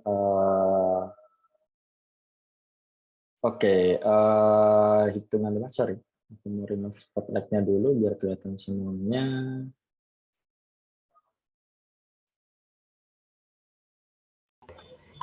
Oke, 5. Oke, silakan gayanya.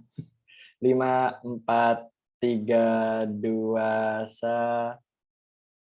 Oke, halaman 2. Iya, oke, karena banyak ya. Oke, sekali lagi gaya bebas mungkin gaya GDSC ya, teman-teman. Sorry, bukan gaya GDSC, saya ralat. Gaya Google Developers, karena semuanya sama kayak gini. Oke, 5, 4, 3, 2, 1. Oke, harusnya sudah. Sekali lagi gaya GDSC, takutnya kelewatan. 5, 4, 3, 2, 1. Oke, ya harusnya sudah.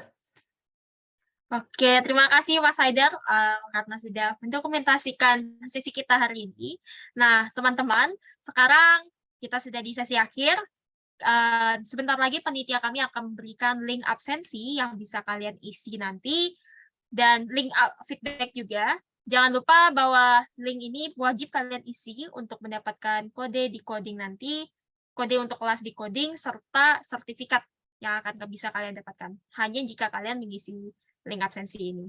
Oke, teman-teman dan kepada para pembicara, terima kasih sebanyak-banyaknya karena sudah mau hadir di sini dan mensukseskan acara ini. Terima kasih karena sudah memberikan insight yang sangat berguna bagi semua peserta. Semoga semua peserta dapat mendapatkan hal baru yang bisa kalian bawa untuk hidup kalian nantinya. Nah, dengan begini, semoga kalian bisa mempersiapkan diri untuk masuk ke Tech Company sesuai dengan saran-saran dari Kak Glenn dan juga tips and trick dari Kak Renaldi.